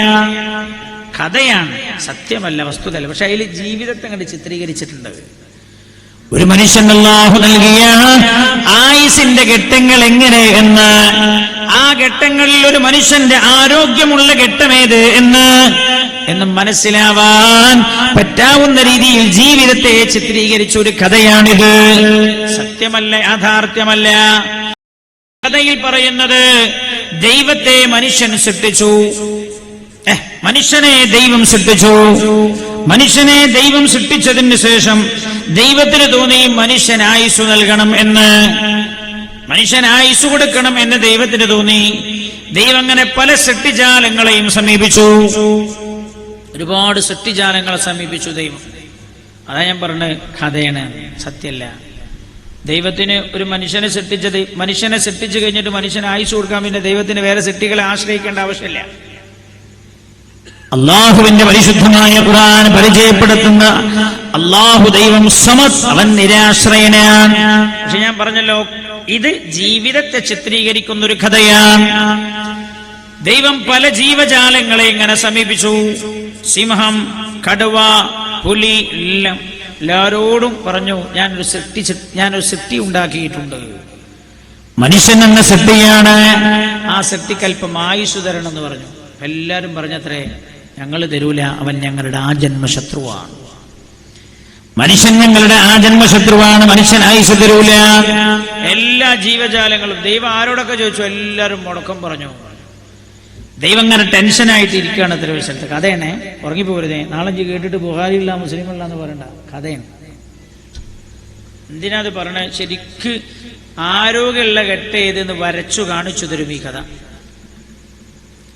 അങ്ങനെ ദൈവം കനിഞ്ഞ് എന്ത് ചെയ്യുന്ന കരുതി ഇങ്ങനെ ഇരിക്കുന്ന സമയത്താണ് ആ വഴിക്കൊരു കുതിര ഇങ്ങനെ പോകുന്നത്. കുതിര ദൈവം ഇങ്ങനെ ക്ഷീണിച്ചിരിക്കുന്ന കണ്ടപ്പോൾ ചോദിച്ചത്ര, എന്താ ദൈവം എങ്ങനെ വിഷമിച്ചിരിക്കണം? അപ്പൊ പറഞ്ഞു, ഞാനൊരു സൃഷ്ടി ഉണ്ടാക്കി, മനുഷ്യൻ എന്ന സൃഷ്ടി. ആ സൃഷ്ടിക്ക് കുറച്ച് ആയുസ് കൊടുക്കണമെന്ന് തോന്നി. ആരോട് ചോദിച്ചിട്ട് ആരും ആയുസ് തരുന്നില്ല. ഞാൻ പല ആളുകളെയും സമീപിച്ചു, എല്ലാവരും പറഞ്ഞു ഞങ്ങൾ ആയുസ് തരൂല എന്നാണ്. അപ്പൊ കുതിരക്ക് ദയനീയത തോന്നി, ദൈവം ഇങ്ങനെ ഇരിക്കണം കണ്ടപ്പോൾ. അപ്പൊ ദൈവത്തോട് പറഞ്ഞു, വിഷമിക്കണ്ട ദൈവമേ, എൻ്റെ ആയുസ്സിന്ന് ഒരു 30 വയസ്സ് ഞാൻ തരാം. അങ്ങനെ മനുഷ്യൻ ആദ്യത്തെ 30 കൊടുത്തത് ആരാ? കഥേണെ കുതിരയാണ്. ആദ്യത്തെ 30 കൊടുത്തത് കുതിര. അപ്പൊ ദൈവത്തിന് പിന്നെ പിറ്റേ ദിവസം ദൈവത്തിന് ഭയങ്കര സന്തോഷമായി, നല്ല ഭയങ്കര ഉഷാറായി. മൂപ്പർക്ക് തോന്നി ഇതേപോലെ നല്ല മനസ്സുള്ള ജീവജാലങ്ങൾ ഇനിയും ഉണ്ടാവും. അപ്പൊ മൂപ്പര് പിറ്റേ തന്നെ പിന്നെ ഇറങ്ങി, ആയുസ് ചോദിച്ചിറങ്ങി. അങ്ങനെയല്ലോ മദ്രസക്ക് പിരിവിന് പോയി. ആദ്യത്തെ സ്ഥലത്ത് നിന്ന് 4 ചീത്ത ഇട്ട്. അപ്പൊ തന്നെ മാനസികമായി ടെൻഷനായി. പിന്നെ അടുത്ത സ്ഥലത്ത് പോയി. അപ്പോൾ അവൻ പറഞ്ഞു, നിങ്ങൾ മദ്രസ പൊളിക്കാൻ കണ്ട നേരം ഈ സാമ്പത്തിക പ്രശ്നത്തിലുള്ള സമയത്താണ് പൊളിക്കലെന്ന് ചോദിച്ചു. അപ്പൊ അതിലും വലിയ ടെൻഷനായി. അങ്ങനെ വൈകുന്നേരം വരെ പോയി ഒക്കെ ചീത്തയും വാക്കും കേട്ട് അവസാനം ഈ പിരിക്കാൻ പോയാൽ എന്ത് തീരുമാനിച്ചു പറയാം? നിങ്ങൾ ഇവിടുത്തെ മദ്രസ അല്ല കേട്ടോ, വേറൊരു മദ്രസനെ പറ്റി പറയാം. പിരിക്കാൻ പോയാൽ എന്ത് തീരുമാനിച്ചു? ഇനിയിപ്പോ സംഗതി ഇപ്പൊ ഏതെങ്കിലും അറബിനായിട്ട് കിട്ടുമോ നോക്കാം നമുക്ക് എന്നൊക്കെ പറഞ്ഞ് നിർത്തുക എന്ന് പറഞ്ഞപ്പോൾ കൂടുതലുള്ള ആൾ പറഞ്ഞു, ഇവിടെ ഉണ്ട് രാജാർ, ഇവിടെ ഒന്ന് കയറി വെക്കുക, അയാൾ നല്ല മനുഷ്യനാണ്, ആടിയും കൂടി ഒന്ന് കയറി വെക്കാൻ തന്നെ കയറിയതാണ്. കയറി ദൂര് പുല്ലുപോലത്തെ മനുഷ്യൻ. അയാൾ വിചാരിക്കണം എന്തറിയോ, എൻ്റെ കയ്യിൽ തന്നതൊക്കെ എൻ്റെ അള്ളാഹു എന്നെ മാനേജറായി ഏൽപ്പിച്ചതുപോലെ തന്നതാണ്. മാനേജർ ഏൽപ്പിച്ച പൈസ മുതലാളി വന്നിട്ട് ചോദിച്ചു, എന്ത് കാട്ടി? അത് ഞാൻ കൊടുത്തിട്ടില്ല, ഇവിടെ എന്നെ വെച്ചാന്ന് പറഞ്ഞാൽ അയാൾ അപ്പാരെ പിരിച്ചു വിടൂലേ? കൂലി കൊടുക്കേണ്ടവർക്കും കൊടുക്കാതിരുന്ന. അപ്പൊ ഇയാൾ മനസ്സിലാക്കിയത് റബ്ബെന്നെ ഏൽപ്പിച്ച അമാനത്താണ്. അയാൾ ഈ മദ്രസക്ക് പിരിവിനാണ് ആൾക്കാർ വന്നതെന്ന് കണ്ടപ്പോൾ തന്നെ ഇയാൾ എന്തോ ഒരു സ്വീകരിച്ചോലെ ഇരുത്തി. അപ്പൊ ഇയാൾ വെള്ളം എടുക്കാൻ വേണ്ടി പോകുമ്പോൾ പറഞ്ഞു, ആചാര്യ വെള്ളം ഒന്നും എടുക്കണ്ട. അല്ലല്ല, എനിക്ക് എന്റെ വീട്ടിൽ വന്നിട്ട് വെള്ളം കുടിക്കാതെ പോവേ. ഇയാൾക്ക് മനസ്സിലായാണ് എന്തിനാ അവര് വന്നേ? മോളെ കല്യാണിക്കാം പിരിവിനെ വന്നെന്ന് ഉറപ്പാ. എന്നിട്ട് പോലും ഇവരോട് പെരുമാറുന്ന രീതി അങ്ങനെയാണ്. അങ്ങനെ ഇയാളെ ഒക്കെ വെള്ളമൊക്കെ കൊടുത്ത് വെള്ളം കുടിച്ചതിന് ശേഷം ഇവർ ഇങ്ങനെ വിഷയം പറയുമ്പോൾ മൂപ്പര് നിലത്തായിരിക്കണ്. ഇവലൊക്കെ നല്ല ചെയറിൽ ഇരുത്തിയിട്ട് വിനയാന്യതനായിരിക്കാം. പോലെ പറഞ്ഞു, ഞങ്ങൾ ഇങ്ങനെയൊക്കെ ഉദ്ദേശം ഇങ്ങനെയൊക്കെ കാര്യങ്ങളുടെ 60 ലക്ഷം റുപ്യ വേണം, 80 ലക്ഷം അല്ലെ ഒരു കോടിയൊക്കെ വേണമെന്ന് പറഞ്ഞപ്പോൾ ഇയാൾ മുണ്ടാതെ വീട്ടിനകത്ത് പോയി. അപ്പോൾ സെക്രട്ടറി ഉണ്ട്, പ്രസിഡന്റ് അങ്ങനെ നോക്കണം. പ്രസിഡന്റ് തിരിച്ച് ഖജാൻജിയെ, കാരണം എന്തെങ്കിലും ഒന്ന് പറയണ്ടേ, ഇയാളൊന്നും മിണ്ടാതെ ഉള്ളിൽ പോയത്. ഇവലിങ്ങനെ നിരാശയായിട്ട് നിൽക്കുക. അവസാനം തന്നെ ഈ സെക്രട്ടറി ഖജാൻജിനോട് പറയുന്നുണ്ട്, ഈ സെക്രട്ടറി കേട്ടോ ഖജാൻജിനോട് പറയുന്നുണ്ട്, നീയല്ലേ പറഞ്ഞ നല്ല മനുഷ്യനൊക്കെ പറഞ്ഞ് കയറി, അയാളെ അന്നും മിണ്ടാതെ ഉള്ളിൽ പോയാലും ഒരു വിവരമില്ലല്ലോ, അയാൾ എന്തേലും ഒന്ന് പറയണ്ടേ, നിങ്ങൾ പോയിക്കോളിന്നോ അല്ലേ, പിന്നെ ഇപ്പം എനിക്ക് എന്തെന്നും പറയാതെ അയാൾ ഉള്ളിൽ പോയി എന്നൊക്കെ പറഞ്ഞ് ഇങ്ങനെ ഇരിക്കുകയാണ്. അപ്പം അയാൾ ഇങ്ങനെ ചിരിച്ചുകൊണ്ട് വന്നിട്ട് ഒരു ചെക്ക് കൊടുത്തപ്പോൾ സെക്രട്ടറിന്റെ പ്രസിഡന്റിന്റെ കയ്യിലാണ് കൊടുത്തത്. പ്രസിഡന്റ് ഇങ്ങനെ നോക്കും. പ്രസിഡന്റിന്റെ കാഴ്ച നമ്മളെ ഈ ബാവക്കല്ല കേട്ടോ, മറ്റേ വയസ്സായ പ്രസിഡന്റിന്റെ കാഴ്ച കുറവായതുകൊണ്ട് പ്രസിഡന്റിനെ ഇങ്ങനെ നോക്കിയിട്ട് മനസ്സിലാവില്ല. പ്രസിഡന്റ് കരുതിയത് 5 കഴിഞ്ഞ് 3 പൂജം കഴിഞ്ഞ ശേഷം ഡോട്ടുണ്ടോ കുത്തിട്ടുണ്ടോന്ന് നോക്കണം. അവർക്ക് തിരിയില്ല. അവർ സെക്രട്ടറിന്റെ കൈ കൊടുത്തു. സെക്രട്ടറി കുറച്ച് ചെറുപ്പക്കാരനാണ്. സെക്രട്ടറി ഇങ്ങനെ നോക്കിയിട്ട് ഓലി കരുതി 5000 റുപ്യ. 5000 അല്ലത് 5 ലക്ഷം റുപ്യ. മറ്റാൾ കണ്ണൊക്കെ ഒന്ന് തുടച്ചിട്ട് നോക്കുക. ദൂരെ നല്ല മനുഷ്യൻ. അപ്പൊ ഈ പ്രസിഡന്റിനും സെക്രട്ടറിക്ക് പിന്നെന്താ തോന്നുക? ഇനി നിർത്തിയേക്കാൻ തോന്നുന്നു? ഇല്ല. ഇതേപോലത്തെ ഒരു 10 മനുഷ്യന്മാരെ കിട്ടിയാലേ നമ്മളെ പണി തീരുന്ന രീതിയിൽ പിന്നെ നേരത്തെ ഇറങ്ങും. ദൈവം പിറ്റേ ദിവസം വീണ്ടും നേരത്തെ ഇറങ്ങി. പല ജീവജാലങ്ങളെ ഇങ്ങനെ സമീപിക്കുക. ദൈവത്തിന് തോന്നി 30 വയസ്സ് പോരെ മനുഷ്യന്. പക്ഷെ ഇന്നത്തെ മനുഷ്യന്മാരെ കണ്ടെങ്കിൽ ദൈവം വിചാരിച്ചനെ 30 തന്നെ വേണ്ട നമുക്കേക്ക്. കാരണം വയസ്സ് കൊടുത്തിട്ട് ഒരു പണിയില്ല. ഈ ആയുസൊക്കെ എന്താ ചെയ്യുന്ന വെച്ചാൽ റോഡിന്റെ സൈഡിൽ ഇരുന്നിട്ട്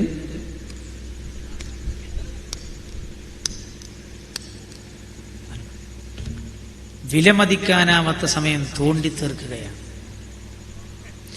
വിലമതിക്കാനാവാത്ത സമയം ഒരു സെക്കൻഡ് തിരിച്ചു കൊണ്ടുവരാൻ കഴിയോ? ഇല്ലല്ലോ. ഇതൊക്കെ തോണ്ടി തീർക്കുക. അപ്പൊ ഇന്നത്തെ മനുഷ്യന്മാരെ കണ്ടെങ്കിൽ ദൈവം വിചാരിച്ചു 30 തന്നെ മതി. പക്ഷെ ദൈവത്തിന് 30 പോരാ. പല ജീവജാലങ്ങളെ ഇങ്ങനെ സമീപിക്കുന്ന കൂട്ടത്തിൽ ദൈവം കഴുതയെ കണ്ടു. കഴുതയോട് വിഷയൊക്കെ പറയും.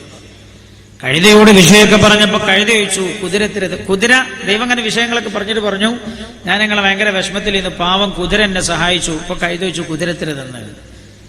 അപ്പൊ ദൈവം പറഞ്ഞു 30 തന്ന്. അപ്പൊ കഴുത പറഞ്ഞു, കുതിര 30 അല്ല തന്ന്, എന്നാ ഞാനൊരു 30 തരാം. 30 കൂട്ടണം 30 = 60.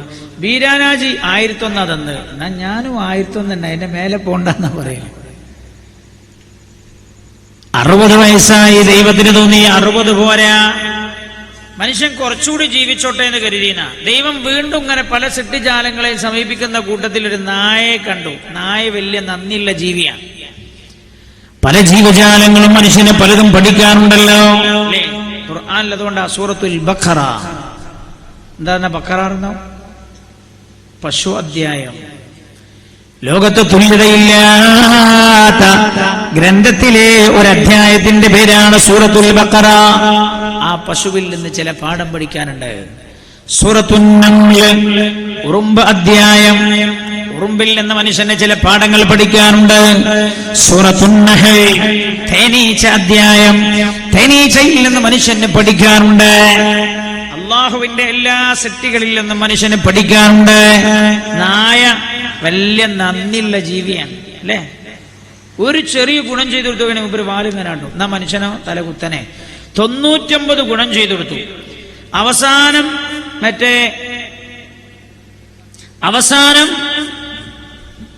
ഇലക്ഷനോട് അടുത്തു അയാൾക്കൊരു കാര്യം ചെയ്തു കൊടുക്കാൻ പറ്റിയില്ല. എന്തുകൊണ്ട്? പെരുമാറ്റച്ചട്ടം നിലവിൽ വന്നതുകൊണ്ട്. 99 ഗുണം ഇയാൾക്ക് ചെയ്തു കൊടുത്തു, അവസാനത്തെ ഒന്നും ചെയ്തു കൊടുക്കാൻ പറ്റിയില്ല. എന്നാ അടുത്ത ഇലക്ഷന് ഇയാളുടെ ഏറ്റവും വലിയ ശത്രു ആരാ? ഞങ്ങൾ ഉണ്ടാത്ത ഈ 99 ഗുണം കിട്ടിയവനാവും. ഒന്നും ചെയ്തു കൊടുക്കാത്തവനൊരു പ്രശ്നം ഉണ്ടാവില്ല. മനുഷ്യൻ അങ്ങനെ. നായയില്ലാഹു മനുഷ്യന് പഠിക്കാൻ ഒരുപാട് പാഠങ്ങൾ വെച്ചിട്ടുണ്ട്.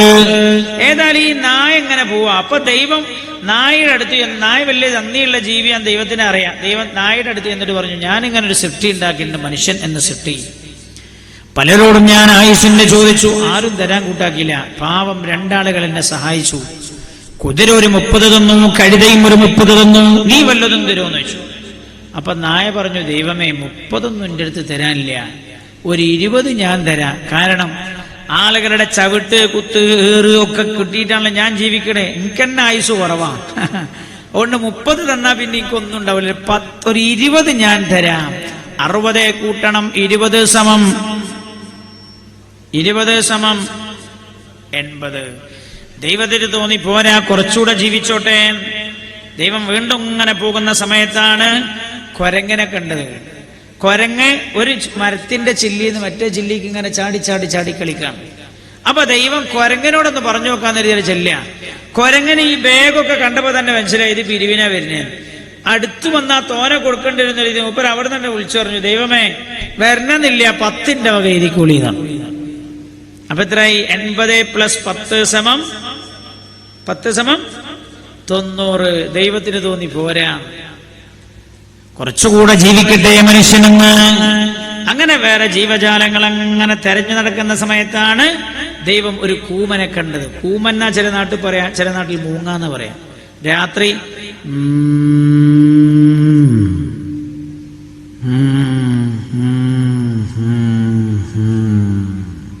അപ്പൊ ചിലന്മാര് പറയല്, പഠിച്ചോനെ നാളെ ആരാണാവോ മരിക്കുക. കാരണം ഓൻ പറയുന്നുണ്ട് കാണിച്ചര മോനെ ടോർച്ചെടുക്ക്, എഴുന്നാടാ കൂമൻ മുളങ്ങലും നോക്ക്, കല്ലെടുത്ത് എറിഞ്ഞാട്ട്, പായിപ്പിക്കടാ, ഓടിക്കടാ, പറത്തിക്കടാ. കൂമം മൂളിയിട്ട് ലോകത്തൊരു മനുഷ്യനും മരിച്ചിട്ടില്ല, ഞാൻ മരിക്കൂല്ല എന്ന് അഷ്റഫുൽ വറ റസൂലുള്ളാഹി സ്വല്ലല്ലാഹു അലൈഹി വസല്ലം. അവിടെ ആ മറന്റെ അപ്പുറത്തൊക്കെ ഇരിക്കണോല് ശരിക്കും കേൾക്കണത്, ലാ അദ്വാ വലാ തീറത വലാ ഹാമത വലാ സഫറ. ലാ അദ്വാ പകർച്ചവ്യാധിയില്ല, ഒരു രോഗവും തനിയെ പകരില്ല അല്ലാഹുവിന്റെ ഖലാ ഇല്ലാതെ. ലാ അദ്വാ വലാ തീറത, പക്ഷി ലക്ഷണമില്ല. പക്ഷി ലക്ഷണമില്ലെന്ന് പറഞ്ഞ പുണ്യ നബി സല്ലല്ലാഹു അലൈഹി വസല്ലം കൂമൻ ലക്ഷണമില്ല എന്ന് വേറെ തന്നെ എടുത്തു പറയുന്നുണ്ട്. കൂമൻ മൂളിയാൽ ആള് മരിക്കും എന്ന് പറയുന്നത് ശുദ്ധ സംബന്ധമാണ്. ഈ കൂമനെയാണ് ദൈവം കണ്ട്. കൂമനെ കണ്ടപ്പോ കൂമനോട് വിഷയങ്ങളൊക്കെ പറഞ്ഞിട്ട് കൂമനോട് കാര്യങ്ങളൊക്കെ പറഞ്ഞപ്പോ കൂമൻ പറഞ്ഞു, ഞാനൊരു 30 തരാം. ഇപ്പൊ എത്രയായി? 90 കൂട്ടണം 30 സമം 120. മനുഷ്യന് മാക്സിമം ജീവിച്ചാൽ 120 കൊല്ലൊക്കെ ജീവിക്കുള്ളൂ. അതിന്റെ അപ്പുറത്തൊക്കെ ജീവിക്കുക എന്നത് വളരെ അത്ഭുതമാണ്.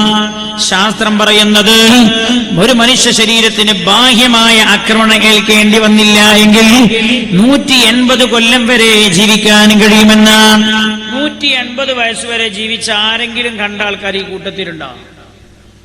180 വയസ്സ് ജീവിച്ച ആരെങ്കിലും കണ്ടവർ ഈ കൂട്ടത്തിലുണ്ടോ? ഒരു മനുഷ്യൻ മാക്സിമം പോയാൽ 120 വയസ്സ് വരെയാണ് ജീവിക്കുക. അതിൽ ആദ്യത്തെ 30 കുതിരയാണ് കൊടുത്തത് എന്ന് പറഞ്ഞാൽ എന്താ അർത്ഥം? ആദ്യത്തെ 30 കുതിരയെ പോലെയാണ്. എന്താണ് ആദ്യത്തെ 30 കുതിര കൊടുത്തു എന്ന് പറഞ്ഞാൽ കുതിര കൊടുത്തു എന്നല്ലേ? ആദ്യത്തെ 30 കുതിരയെ പോലെയാണ്. കുതിരയെ പോലെ എന്ന് പറഞ്ഞാൽ എന്താ അതിന്റെ അർത്ഥം? പഴയ കാലഘട്ടങ്ങളിൽ യുദ്ധത്തിന് ഉപയോഗിച്ചിരുന്ന ജീവിയായിരുന്നു കുതിര. കുതിര നല്ല ശക്തിയുള്ള ജീവിയാണല്ലോ അല്ലേ? നല്ല ഉഷാറായി നല്ല ഹൈ സ്പീഡിൽ ഓടുമല്ലോ കുതിര. ശക്തിയുള്ള ജീവിയാണ് കുതിര. ആദ്യത്തെ 30 കുതിര കൊടുത്തു എന്ന് പറഞ്ഞാൽ ആദ്യത്തെ 30 കുതിരയെ പോലെയാണ് എന്നർത്ഥം. ശരിയല്ലേ? എന്താ മസിൽ പവർ, എന്താ ഉഷാറ്? ആദ്യത്തെ 30 കൊല്ലം അങ്ങനല്ലേ? കല്യാണം കഴിക്കണതിന് മുമ്പുള്ള ആ പ്രായം ഉണ്ടല്ലോ, ആ പ്രായത്തിലല്ലേ എല്ലാ പാർട്ടിക്കാരും ആ പ്രായത്തിലുള്ള ചെറുപ്പക്കാർ ഉപയോഗിച്ചിട്ടാണ് ഓരോ കാര്യങ്ങളൊക്കെ നേടിയെടുക്കുക. അല്ലുണ്ടില്ലേ? വല്ല മാർച്ചോ ധർണയൊക്കെ ഉണ്ടായ മുമ്പിലാരുണ്ട? വയസ്സന്മാരാ? നിങ്ങളുടെ നാട്ടിൽ അങ്ങനെ തോന്നുന്നു വയസ്സന്മാരുണ്ടാവാ? ഇല്ല, ചെറുപ്പക്കാര്. എന്താ പോലെ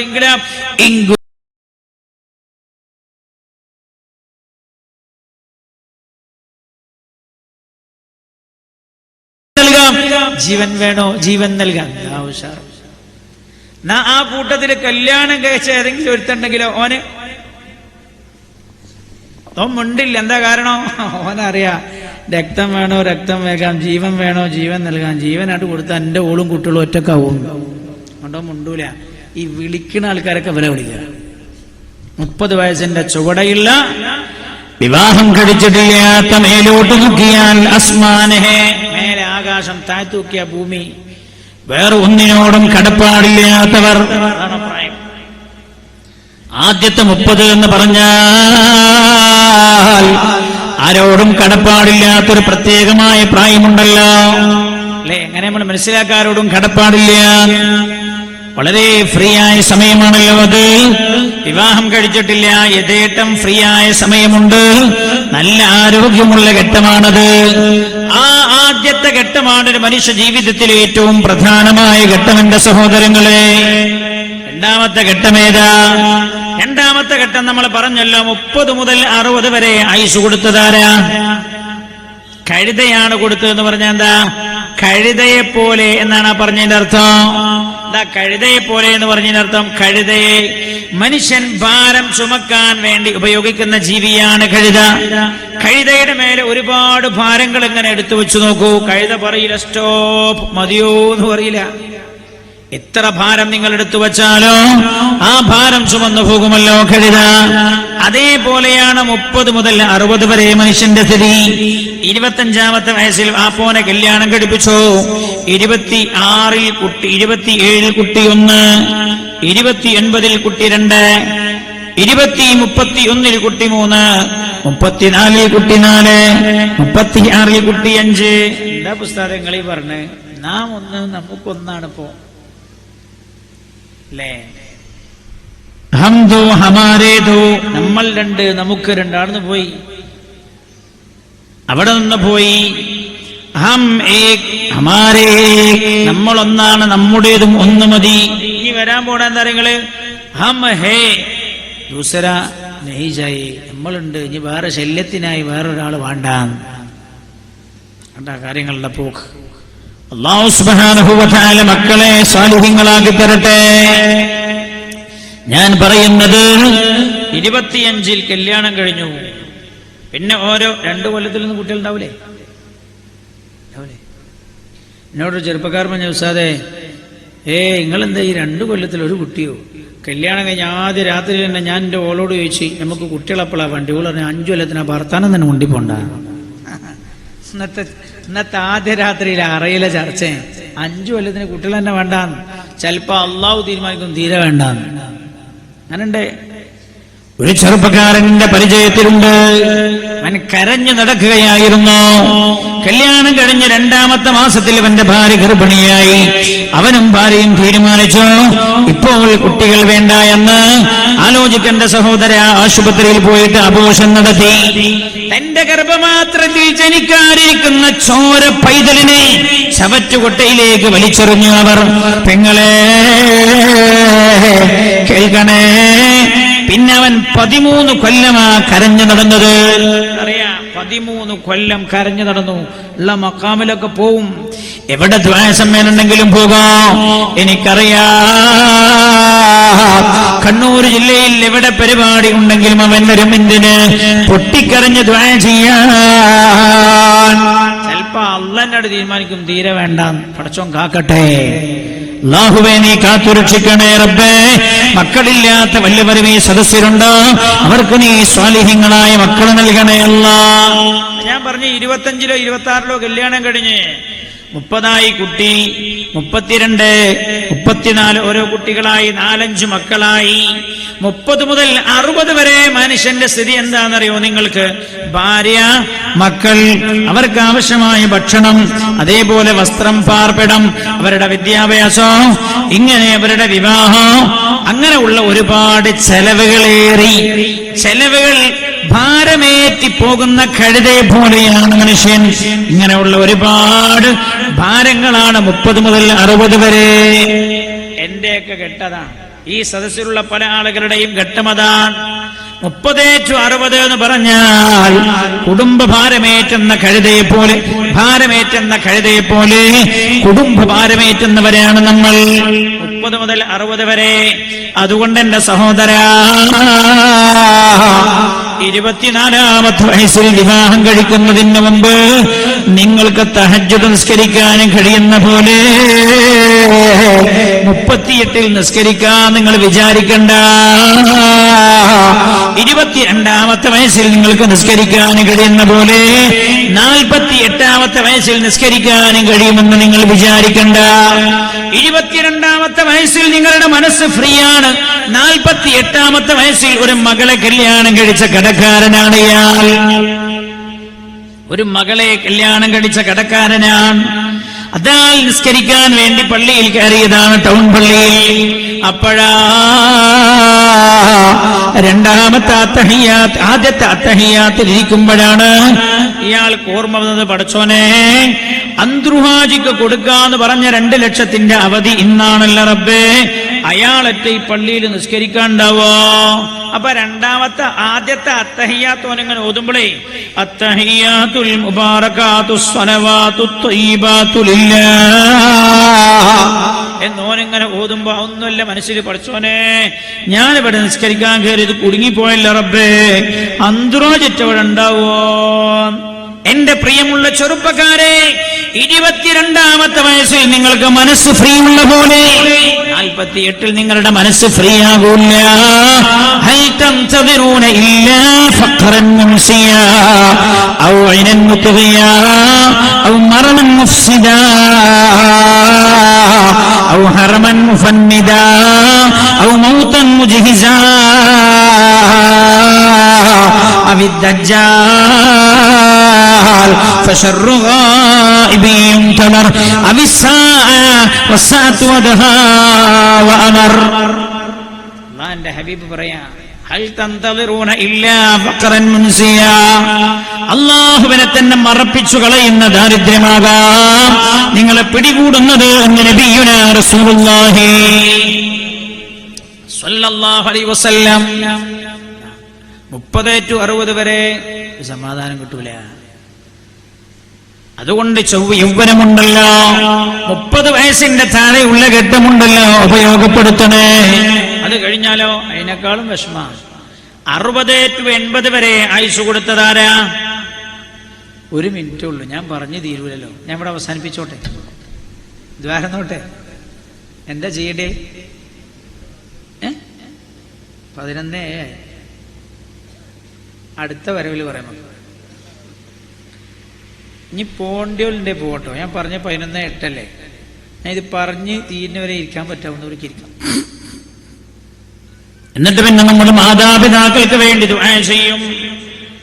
ആ ദുആ കൂടെ കഴിഞ്ഞു പോകണം എന്ന് ഉദ്ദേശിക്കുന്നവർക്ക്, വാപ്പാക്കും ഉമ്മാക്കും ആമീൻ ചൊല്ലിയിട്ട് പോകാം എന്ന് ഉദ്ദേശിക്കുന്നവർക്ക് അങ്ങനെയും ഇരിക്കാം. ഒരു നിർബന്ധമില്ല, ഒക്കെ ഇഷ്ടമാണ്. അല്ലാഹു സുബ്ഹാനഹു വ തആല മാതാപിതാക്കൾക്ക് ദുആ ചെയ്യുന്ന മക്കളുടെ കൂട്ടത്തിൽ അല്ലാഹുവേ നീ ഞങ്ങളെ ഉൾപ്പെടുത്തി തരണേ അല്ലാഹ്.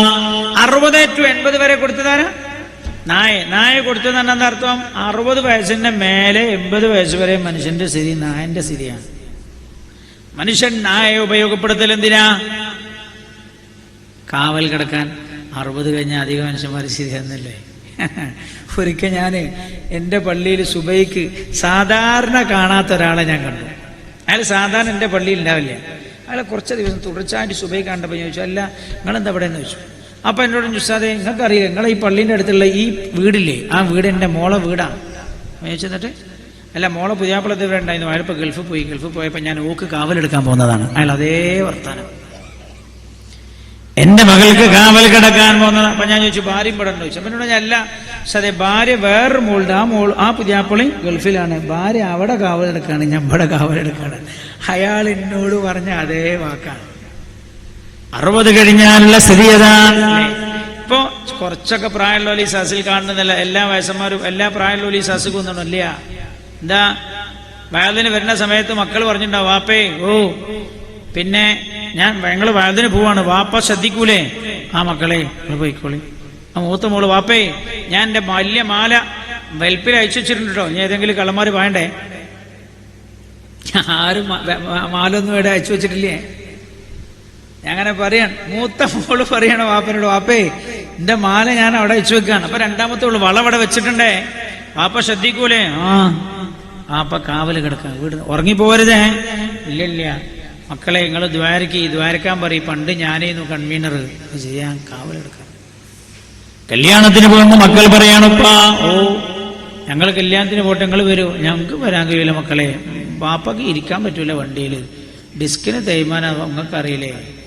എന്നാ വാപ്പ ശ്രദ്ധിക്കൂലേ, ഞങ്ങളെല്ലാരും പോയിക്കോട്ടെ, ആരെങ്കിലും ഇവിടെ നിൽക്കണം, വേണ്ട നിങ്ങളൊക്കെ പോയിക്കോളി, വാപ്പ കാവലെടുക്കണം.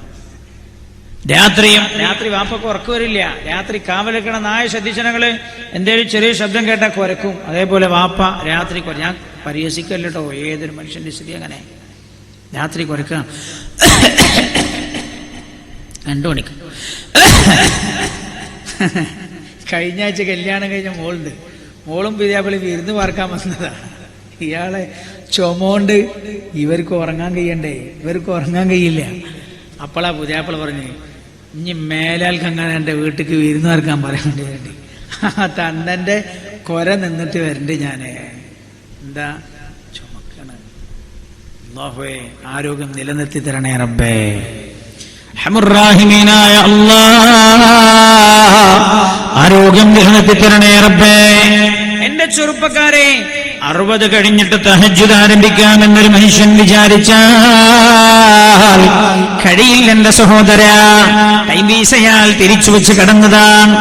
ടൈം പീസ് തിരിച്ചു വെച്ചാ കടന്നത് 4 മണിക്ക് എഴുന്നേൽക്കണം എന്ന് കരുതിയിട്ട് സമയമാകുമ്പോൾ ടൈം പീസ് ടൈം പീസ് അതിൽ ശബ്ദം പുറത്തു വരുമല്ലോ, അയാൾ എഴുന്നേൽക്കാൻ ശ്രമിക്കുകയാണ്. എഴുന്നേറ്റപാടെ തലകറങ്ങി വീഴുകയാണ്. 64-ാമത്തെ വയസ്സ് മുതൽ ഒരു തഹജ്ജുദ് നിസ്കാരക്കാരനാകാം എനിക്കൊന്ന് ചെറുപ്പക്കാരാണ്. നിങ്ങൾ വിചാരിച്ചാൽ കഴിയില്ലെന്റെ സഹോദര. ഏറ്റവും നല്ല പ്രായമാണ് നമ്മിലൂടെ കടന്നുപോയിക്കൊണ്ടിരിക്കുന്നത്. സ്വർഗം വാങ്ങാൻ പറ്റുന്ന കാലമാണത്. 80 മുതൽ 90 വരെ കൊടുത്തതാരാ? കൊരങ്ങനാ കൊടുത്തതെന്നാ? 80ന്റെ മേലെ 90 വരെ മനുഷ്യന് കൊരങ്ങന്റെ സ്വഭാവം. എന്താ കൊരങ്ങന്റെ സ്വഭാവം? ഒരു ചില്ലിയിൽ നിന്ന് മറ്റേ ചില്ലിയിലേക്ക് ചാടുക, ഒരു മരത്തിൽ നിന്ന് മറ്റേ മരത്തിലേക്ക് ഇങ്ങനെ ചാടി പോവുക. അതാണ് കൊരങ്ങന്റെ സ്വഭാവം. അതേപോലെ മനുഷ്യന്റെ സ്വഭാവം. വയസ്സാവണ സമയത്ത് മനുഷ്യന് വരുന്നൊരാഗ്രഹം പാർക്കാൻ പോവാ. മൂത്ത മോന്റെ അടുത്തൊരു 5 ദിവസം, രണ്ടാമത്തെ മകന്റെ അടുത്തൊരു 4 ദിവസം, മൂന്നാമത്തെ മകന്റെ അടുത്തൊരു 10 ദിവസം, നാലാമത്തെ മകന്റെ അടുത്തൊരു 2 ദിവസം, അഞ്ചാമത്തെ അടുത്ത് വാപ്പ പോവന്നില്ല, വാപ്പിയോനും തമ്മിൽ. അങ്ങനെ മൂത്ത മകന്റെ അടുത്ത് നിൽക്കാൻ വേണ്ടി 5 ദിവസം നിൽക്കാൻ വേണ്ടി ചെന്നതാണ്. ആദ്യത്തെ രാത്രി തന്നെ ചെന്നതാണ്. ഞങ്ങളെ കാക്കണേ റബ്ബേ. അങ്ങനെ ചെന്ന് മോനെ വലിയ ഇഷ്ടമൊന്നുമില്ല. കാരണം വീട്ടിന്റെ ഉള്ളിൽ നിന്ന് ഓളിങ്ങനെ നിങ്ങളെ നന്ദന നോക്കാനാ കിട്ടിയെന്നൊക്കെ ചോദിക്കണ്ട്. ആര് കേൾക്കണുണ്ട്? ഈ വാപ്പ കേൾക്കണുണ്ട്. അല്ലാഹുവേ പഠിച്ചോനെ, മറ്റുള്ളവർക്ക് ഭാരമാകുന്നൊരവസ്ഥ വരെ ഞങ്ങളെ ആരെയും നീ പിന്തിക്കല്ല റബ്ബേ. അങ്ങനെ തന്നു. ഇയാൾ അറിയാതെ രാത്രി മൂത്രമൊഴിച്ചു പോയി. അങ്ങനെയുള്ള മനുഷ്യന്റെ സ്ഥിതി. ومن نعمره ننكسه في الخلق أفلا يعقلون. വല്ലവർക്കും നമ്മൾ ആ ദീർഘായുസ് കൊടുത്താൽ അവനെ നാം സെട്ടിപ്പിൽ തലതിരിച്ചു കൊണ്ടുവരുമെന്ന് പരിശുദ്ധമായ ഖുർആൻ. സൂറത്തു യാസീനിൽ ഒരാൾക്ക് ദീർഘായുസ് കൊടുത്താൽ അയാളെ സെട്ടിപ്പിൽ തലതിരിച്ചു കൊണ്ടുവരുന്ന. അപ്പൊ 80 വയസ്സുള്ള ആരുടെ സ്ഥിതി? 2 വയസ്സുള്ള കുട്ടിയെ പോലെ. 90 വയസ്സുള്ള ആരുടെ സ്ഥിതി?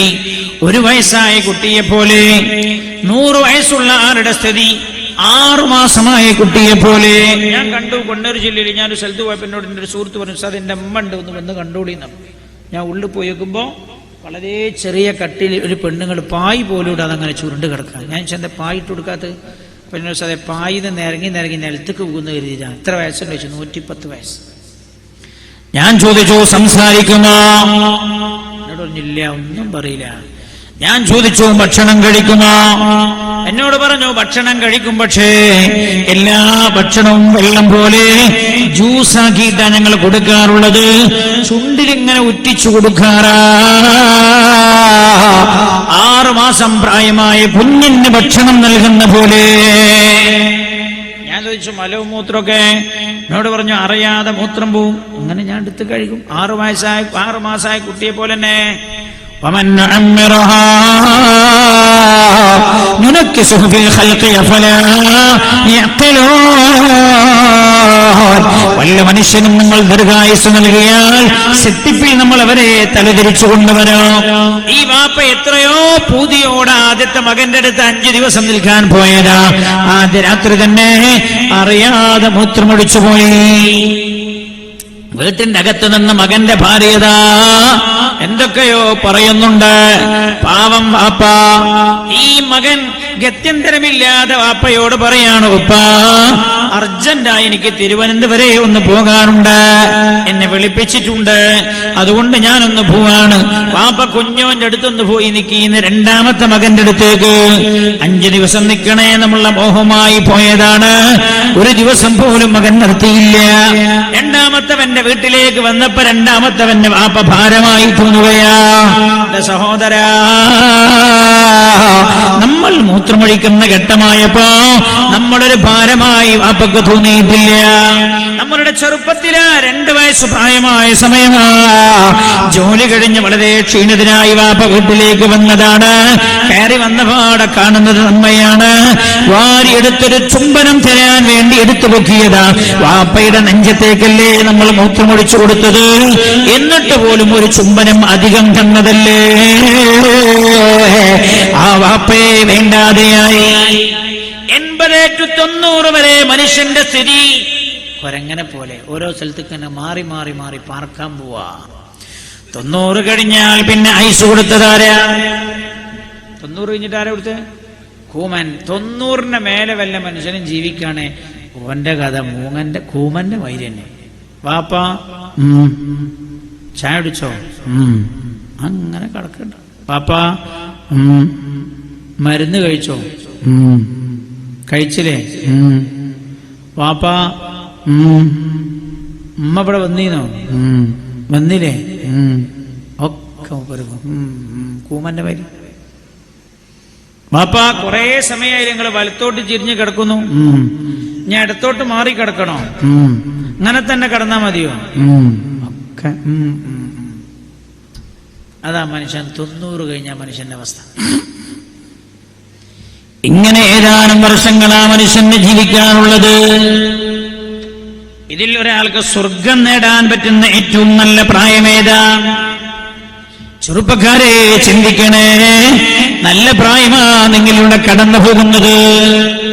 അള്ളാഹു നൽകിയ 25ാമത്തെ വയസ്സിലെ ആരോഗ്യം എന്റെ പ്രിയമുള്ള സഹോദര ഫുട്ബോളിന് കൊടുത്തു കളയരുത്. വൈകുന്നേരം മഗ്രിബ് ഖളാ ആകാത്ത രീതിയിൽ ആരോഗ്യമുണ്ടാകാൻ 1 മണിക്കൂർ കളിക്കുന്നതിനെ കുറിച്ചല്ല ഞാൻ പറയുന്നത്. ജീവിതം തന്നെ കളിയാക്കി മാറ്റല്ലടാ. നിങ്ങളുടെ നല്ല ആരോഗ്യമുള്ള ഘട്ടമുണ്ടല്ലോ, അത് ക്രിക്കറ്റ് കളിക്കാൻ 6-8 മണിക്കൂർ നീണ്ടു നിൽക്കുന്ന ക്രിക്കറ്റ് കളിയിലായി നശിപ്പിച്ചു കളയുക. എന്റെ സഹോദര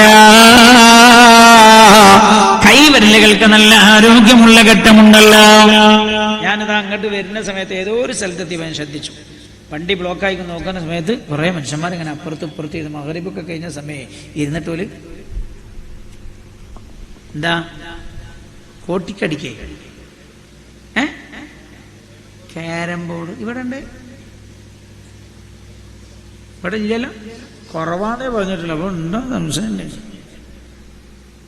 ഇരുന്നിട്ട് ഓന്റെ വിലമതിക്കാനാവാത്ത ജീവിതം. ഞാൻ നിങ്ങളോട് ചോദിക്കട്ടെ, എന്റെ പ്രിയമുള്ള ചെറുപ്പക്കാരെ, സമയം തട്ടി നശിപ്പിച്ചു കളയല്ലേ.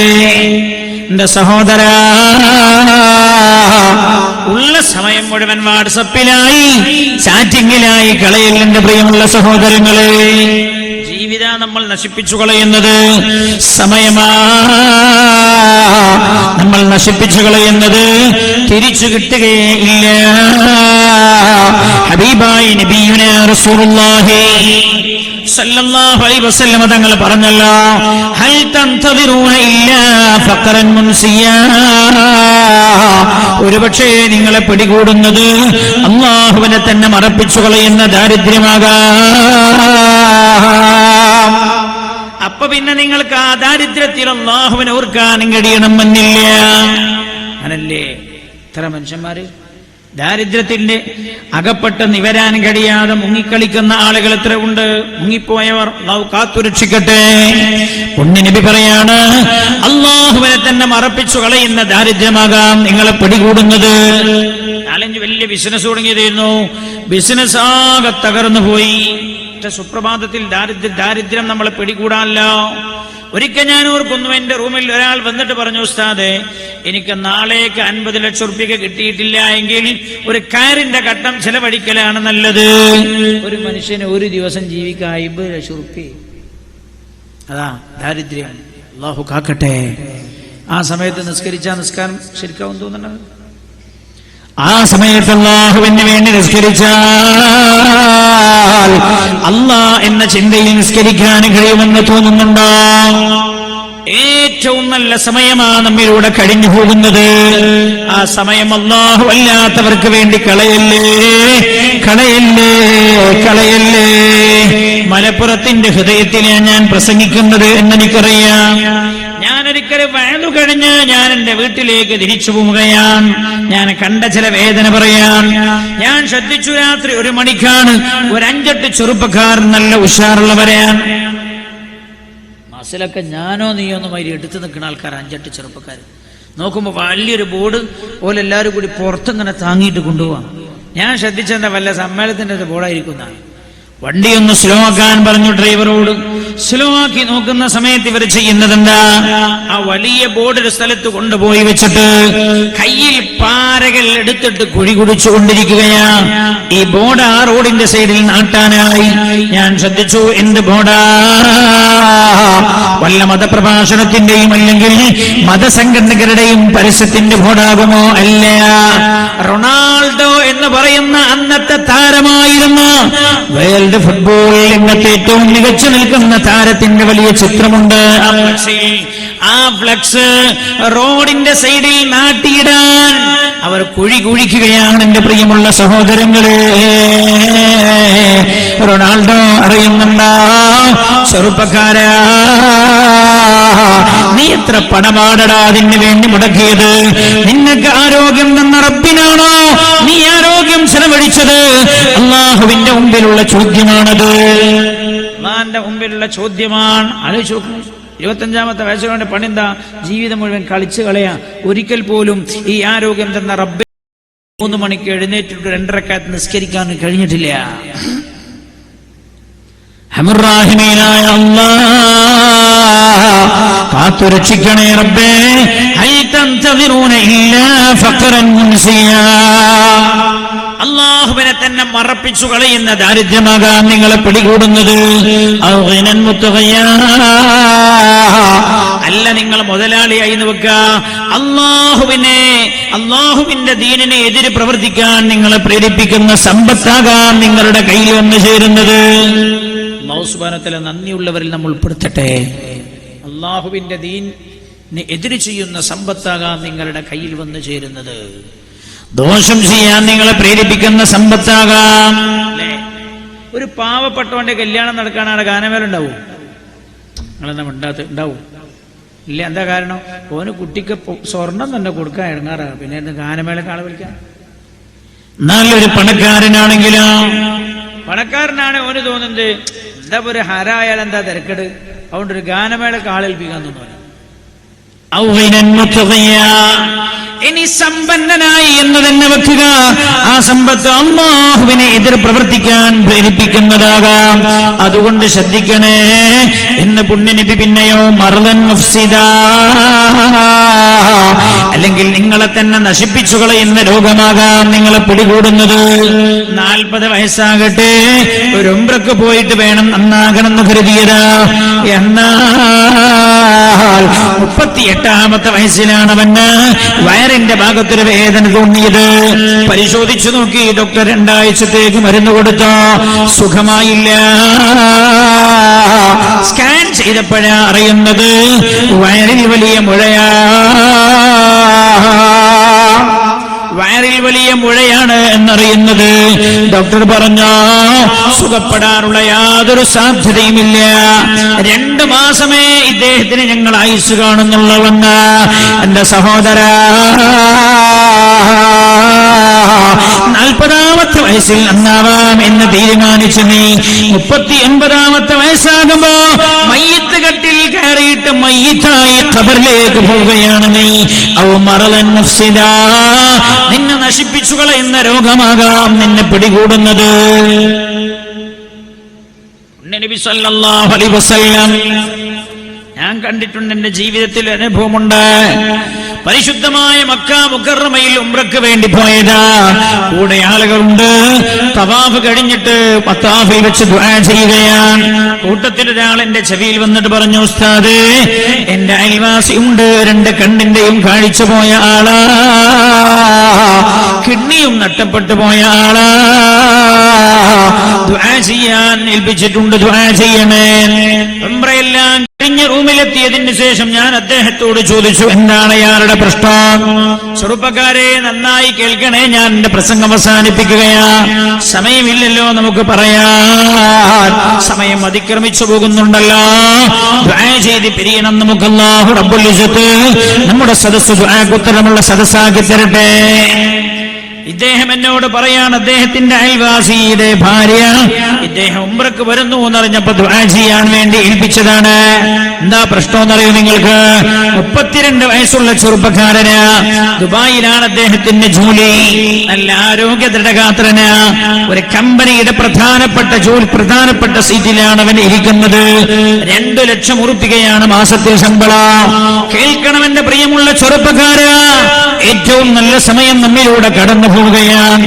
2 ലക്ഷം ഉറുപ്പികയാണ് അദ്ദേഹത്തിന് ശമ്പളം. കമ്പനിക്ക് പ്രിയപ്പെട്ട ആളാ. ദുബായിലെ നല്ല സ്ഥലത്ത് തന്നെ നല്ല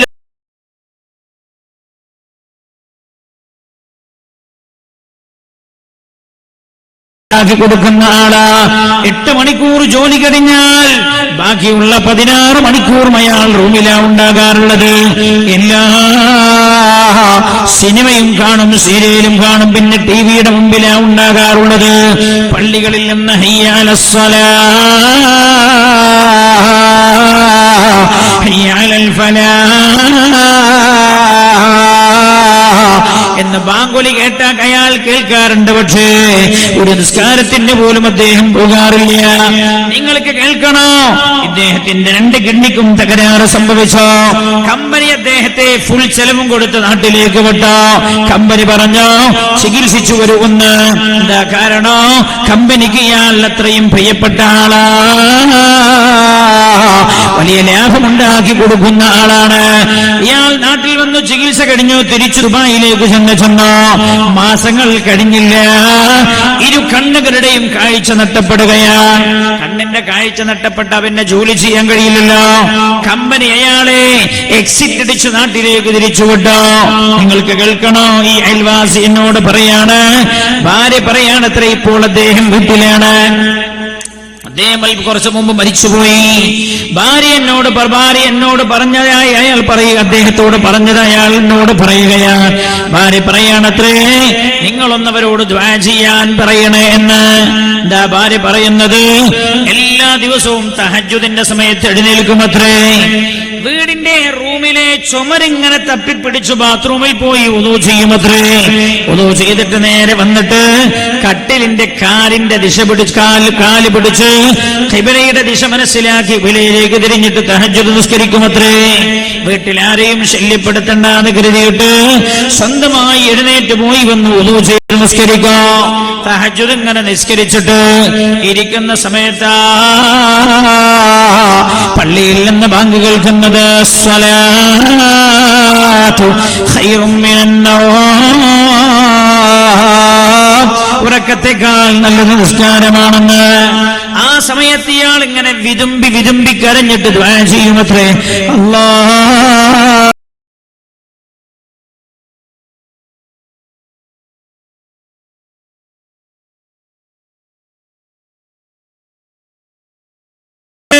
കണ്ണിന് കാഴ്ചയുള്ള സമയത്ത് എനിക്ക് പോകാൻ പറ്റില്ല. ഒന്ന് ജമാഅത്തിന് പോയി തിരിച്ചു വരാൻ മാത്രം എനിക്ക് കണ്ണിന്റെ കാഴ്ച തരണമെന്ന് ഇയാൾ പൊട്ടിക്കരഞ്ഞ് ദുആ ചെയ്യുമത്രേ. എവിടുന്ന് കാഴ്ച കിട്ടാൻ എന്റെ സഹോദര? ഭാര്യ പറയാണത്രേ, സുബൈ വീട്ടിൽ വെച്ച് നിസ്കരിച്ചു കഴിഞ്ഞാൽ, വീട്ടിൽ വെച്ച് തന്നെ സുബൈ നിസ്കരിച്ചു കഴിഞ്ഞാൽ എടുക്കുന്ന ഭാര്യ ഖുർആൻ എടുത്തു കൊടുത്താൽ ഖുർആൻ നെഞ്ചോടിങ്ങനെ ചേർത്ത് വെച്ചിട്ട് വിതുമ്പി കരഞ്ഞുകൊണ്ട് ഖുർആൻ ഇങ്ങനെ ചുംബനം കൊടുക്കുമത്രേ. പറയുമത്രേ, അല്ലാഹ് എന്റെ രണ്ട് കണ്ണിനും നല്ല മൂർച്ച നീ തന്ന സമയം, നല്ല വെളിച്ചം തന്ന സമയം, അല്ലാഹ് ഒരു സിനിമയും സീരിയലും ഇല്ലാതെ റബ്ബേ ഞാൻ കണ്ടു ചേർത്തിട്ടുണ്ട്. അന്ന് എനിക്ക് ഖുർആൻ ഓതാൻ കഴിഞ്ഞില്ല അല്ലാഹ്. അതുകൊണ്ട് റബ്ബേ, ഞാൻ നാളെ മഹ്ശറിൽ വന്നാൽ നീ എന്നോട് ചോദിക്കുമല്ല, ഞാൻ നിനക്ക് കണ്ണ് തന്നിട്ട് നീ എന്താ ചെയ്തതെന്ന്. അല്ലാഹ് മരിക്കുന്നതിന് മുമ്പ് ഒരു തവണയെങ്കിലും ഖുർആൻ ഖത്മ ചെയ്യാൻ അല്ലാഹുവേ കണ്ണിന്റെ കാഴ്ച തിരിച്ചു തരണേ, ഒരൽപ്പം വെളിച്ചം നീ തരണേ അല്ലാഹ്. അല്ലാഹുവേ, ഖുർആൻ എടുക്കുമ്പോൾ എന്റെ കാഴ്ച വരികയും ഖുർആൻ ഞാൻ ഓതി അവസാനിക്കുമ്പോൾ എന്റെ കാഴ്ച നീ തിരിച്ചെടുക്കുകയും ചെയ്ത റബ്ബേ എന്ന് പറഞ്ഞ് ഇയാൾ പൊട്ടിക്കറിയുമത്രേ. എവിടെന്ന് കാഴ്ച കിട്ടാൻ എന്റെ സഹോദര? कभी नौजवान मुस्लिम तदब्बुर भी किया तूने, वो क्या गर्दूं तू जिसका है एक टूटा हुआ तारा, तमद्दुन्ना फिरिन खल्लाक आईने जहानदारी, वो सहराए अरब आईने शुतर बारों का गहवारा, गवा दी हमने जो सिला खुसे मेरात पाई थी, थोड़ैया से जमीन पर ആസ്മാൻ ने हमको भी मारा. അല്ലാമ ഇഖ്ബാൽ ചോദിക്കുക, എടോ നിന്റെ പൂർവികളായ ആളുകൾ അവരുടെ യൗവനം എത്രമാത്രം ദീനിന് ഉപയോഗപ്പെടുത്തിയവരാണ്, നീയോ അലക്ഷ്യമായി അത് കളയുകയാണ്. അലക്ഷ്യമായി നീ അത് കളയുകയാണ്. ജഹാൻദാരി ആ പതൊക്കെ 2 ദിവസം വയലോരാനുള്ള വിഷയം. कभी नौजवान मुस्लिम तदब्बुर भी किया तूने, वो क्या गर्दों था तू जिसका है एक टूटा हुआ तारा, तमद्दुन्ना फिरिन. അവർ സംസ്കാരം ഉണ്ടാക്കിയവരാണ്, സംസ്കാരത്തെ നശിപ്പിച്ചോലല്ല. നമ്മളെ യൗവനത്തിന് ഉപയോഗിക്കണതയോ ഇസ്ലാമിന്റെ അവസാനത്തെ സംസ്കാരത്തെയും നശിപ്പിച്ചു കളയാൻ. മയ്യത്ത് കെട്ടിൽ പുതിയാപ്പിള ഉണ്ടോ? സിസ്റ്റം ഉണ്ടോ? ഇല്ല. രാത്രി കല്യാണം കഴിഞ്ഞിട്ട് ആ വീട്ടിന്റെ പുതിയാപ്പളുടെ വീട്ടിന്റെ പുറത്ത് പോയി പൊട്ടാസ് അല്ലേ അതിന്റെ മേലൊരു സാധനല്ലേ, പടക്കം പൊട്ടിക്കണ ഏർപ്പാട് ഉണ്ടോ? ഇല്ല. ആയിക്കോട്ടെ, ആചാര്യങ്ങളെ നല്ലോണം താങ്ങുണ്ട്. തമ്മാടിത്തരം. അതിന്റെ പേരാണ് തമ്മാടിത്തരം. അതിന്റെ പേര് സംസ്കാരം എന്നല്ല. എടാ ഇഖ്ബാൽ പറയാ, എടോ ചെറുപ്പക്കാരാ, എത്ര കഷ്ടപ്പെട്ടാണ് അവർ ആ സംസ്കാരത്തെ, ഇസ്ലാമിക സംസ്കാരം സംസ്ഥാപിക്കാൻ ജീവൻ പണയപ്പെടുത്തിയവരവർ. നീ അത് നശിപ്പിക്കേ. പുതിയാപ്പള്ള കൊണ്ടുപോവാ മയ്യത്ത് കെട്ടില്ല. ഞാൻ ഈ വെനിഞ്ഞാന്ന് ഞാൻ കണ്ടു ഒരു പുതിയാപ്പള പോണത് ഫിയറ്റ് കാറിലാണ്. ഈ ഫിയറ്റ് കാർ ഇപ്പല്ല, ഇവന് എവിടുന്നോ അതിനായിട്ട് പൈൻ്റ് അടിച്ചു കൊടുന്ന. എന്നിട്ടോ ഈ ഫിയറ്റ് കാർ ഇതിൽ ആക്സിലേറ്റർ കൊടുത്തിട്ട് ഇത് പോയില്ല, ഫും ഫും ഫും ഫും എന്ന് കളിക്കാം.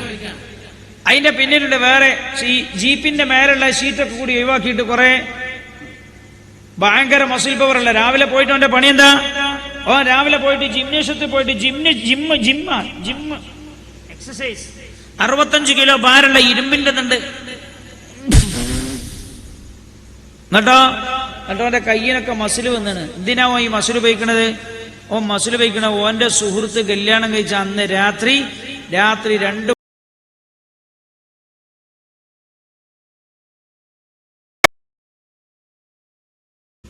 തമദ്ദുൻ ആഫരി ഖല്ലാഖിയായിലെ ജഹാൻദാരി വസഹറായി അറബിയൈനി ശുത്തർബാനും ഗഹവാറ. എല്ലാ അധർമ്മത്തിനുമെതിരെ സന്ധിയില്ലാ സമരം നടത്തിയവരാണവർ. നീയോ അവരുണ്ടാക്കിയ സംസ്കാരത്തെ നശിപ്പിക്കുകയാണ് നീ. പിന്നെ എങ്ങനെയാണ് ലോകം നിന്നെ വെറുക്കാതിരിക്കുക എന്ന് അല്ലാമ ഇഖ്ബാല ചോദിച്ചത്. ഗവാദിയം നജോസില ഫസീമി റാഖ് പായി थी सुरैया से जमीन पर आसमान ने हमको दे मारा. ആകാശം പോലും നമ്മളെ വെറുത്തുപോയി, ഭൂമി പോലും നമ്മളെ വെറുത്തുപോയി. ആകാശം വെറുത്തോണ്ടാ മഴ പെയ്യിപ്പിക്കാൻ മടിക്കണത്. ഭൂമി വെറുത്തത് കൊണ്ടാണ്. വല്ല കൃഷിയും നമ്മൾ ഉണ്ടാക്കി ഉണ്ടാവുണ്ടോ? ഇല്ല. വളടാത്ത വായന്റെ ഒക്കെ കോലം നോക്കിയാണ്. ഇംഗ്ലീഷ് വളടാത്ത വായന്റെ കോലം നോക്കി. എന്തേ? ഭൂമി നമുക്ക് മുളപ്പിച്ചു തരാൻ മടിക്കുകയാണ്. എന്താ കാരണം? അള്ളാഹു വെറുത്ത തമ്മാടികളായി നമ്മൾ പോയി. അള്ളാഹു കാത്തുരക്ഷിക്കട്ടെ. ഞാൻ കണ്ടു ഒരു പുതിയാപ്പിള വരുന്ന വീട്ടിലേക്ക് നിക്കാഹിന് വേണ്ടി പോയിരിക്കുക.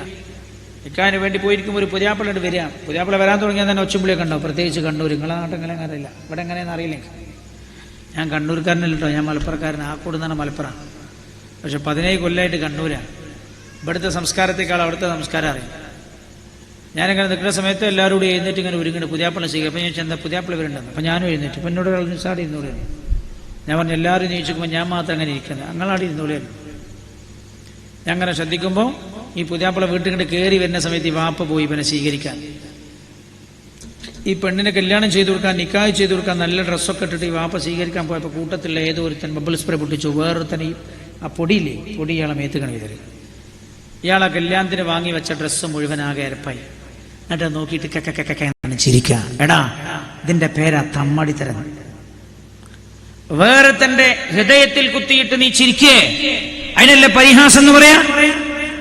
അതിനല്ല പരിഹാസമെങ്കിൽ പിന്നെ എന്തിനാ പരിഹാസം എന്ന് പറയാ? അങ്ങനെ ചിരിക്ക.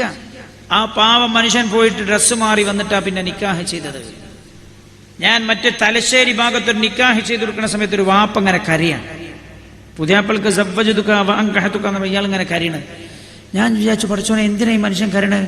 ഒരു മനുഷ്യൻ ഏറ്റവും കൂടുതൽ സന്തോഷിക്കുന്ന സമയമല്ലേ നിക്കാഹ് ചെയ്യുന്ന സമയം. ഞാനിങ്ങനെ ചിന്തിച്ചു. നിക്കാഹ് കഴിഞ്ഞതിന് ശേഷം ഞാൻ അദ്ദേഹത്തിന്റെ കൈപിടിച്ചൊരു മൂലയിലേക്ക് കൊണ്ടുപോയിട്ട് ചോദിച്ചു, എന്തിനാങ്ങൾ കരഞ്ഞത്? സാമ്പത്തിക ബുദ്ധിമുട്ടുണ്ടോ? സ്വർണത്തിന്റെ പ്രശ്നമുണ്ടോ? സാറേ, എനിക്ക് ഒരു പെണ്ണു 2 ആണോ. 1 കൊല്ലം മുമ്പേ ഞാൻ ഈ പെണ്ണിന് വേണ്ടിയുള്ള അറ റെഡിയാക്കിയിട്ടുണ്ട്. അറ കണ്ണൂർ ഭാഗത്തുള്ള ശീലാണ്. പുതിയാപ്പിളാര് ഭാര്യന്റെ വീട്ടിലാ താമസ്കാര. 1 കൊല്ലം മുമ്പേ ഞാൻ അറ റെഡിയാക്കിയിട്ടുണ്ട്. എന്റെ മകൾക്ക് ഞാൻ കൊടുക്കുന്നത് 100 പവൻ സ്വർണ്ണാഭരണമാണ്. 1 കൊല്ലം മുമ്പ് ഞാൻ റെഡിയാക്കി വെച്ചിട്ടുണ്ട്. 18 കൊല്ലം കണ്ണിന്റെ ഹിമവെട്ടാതെ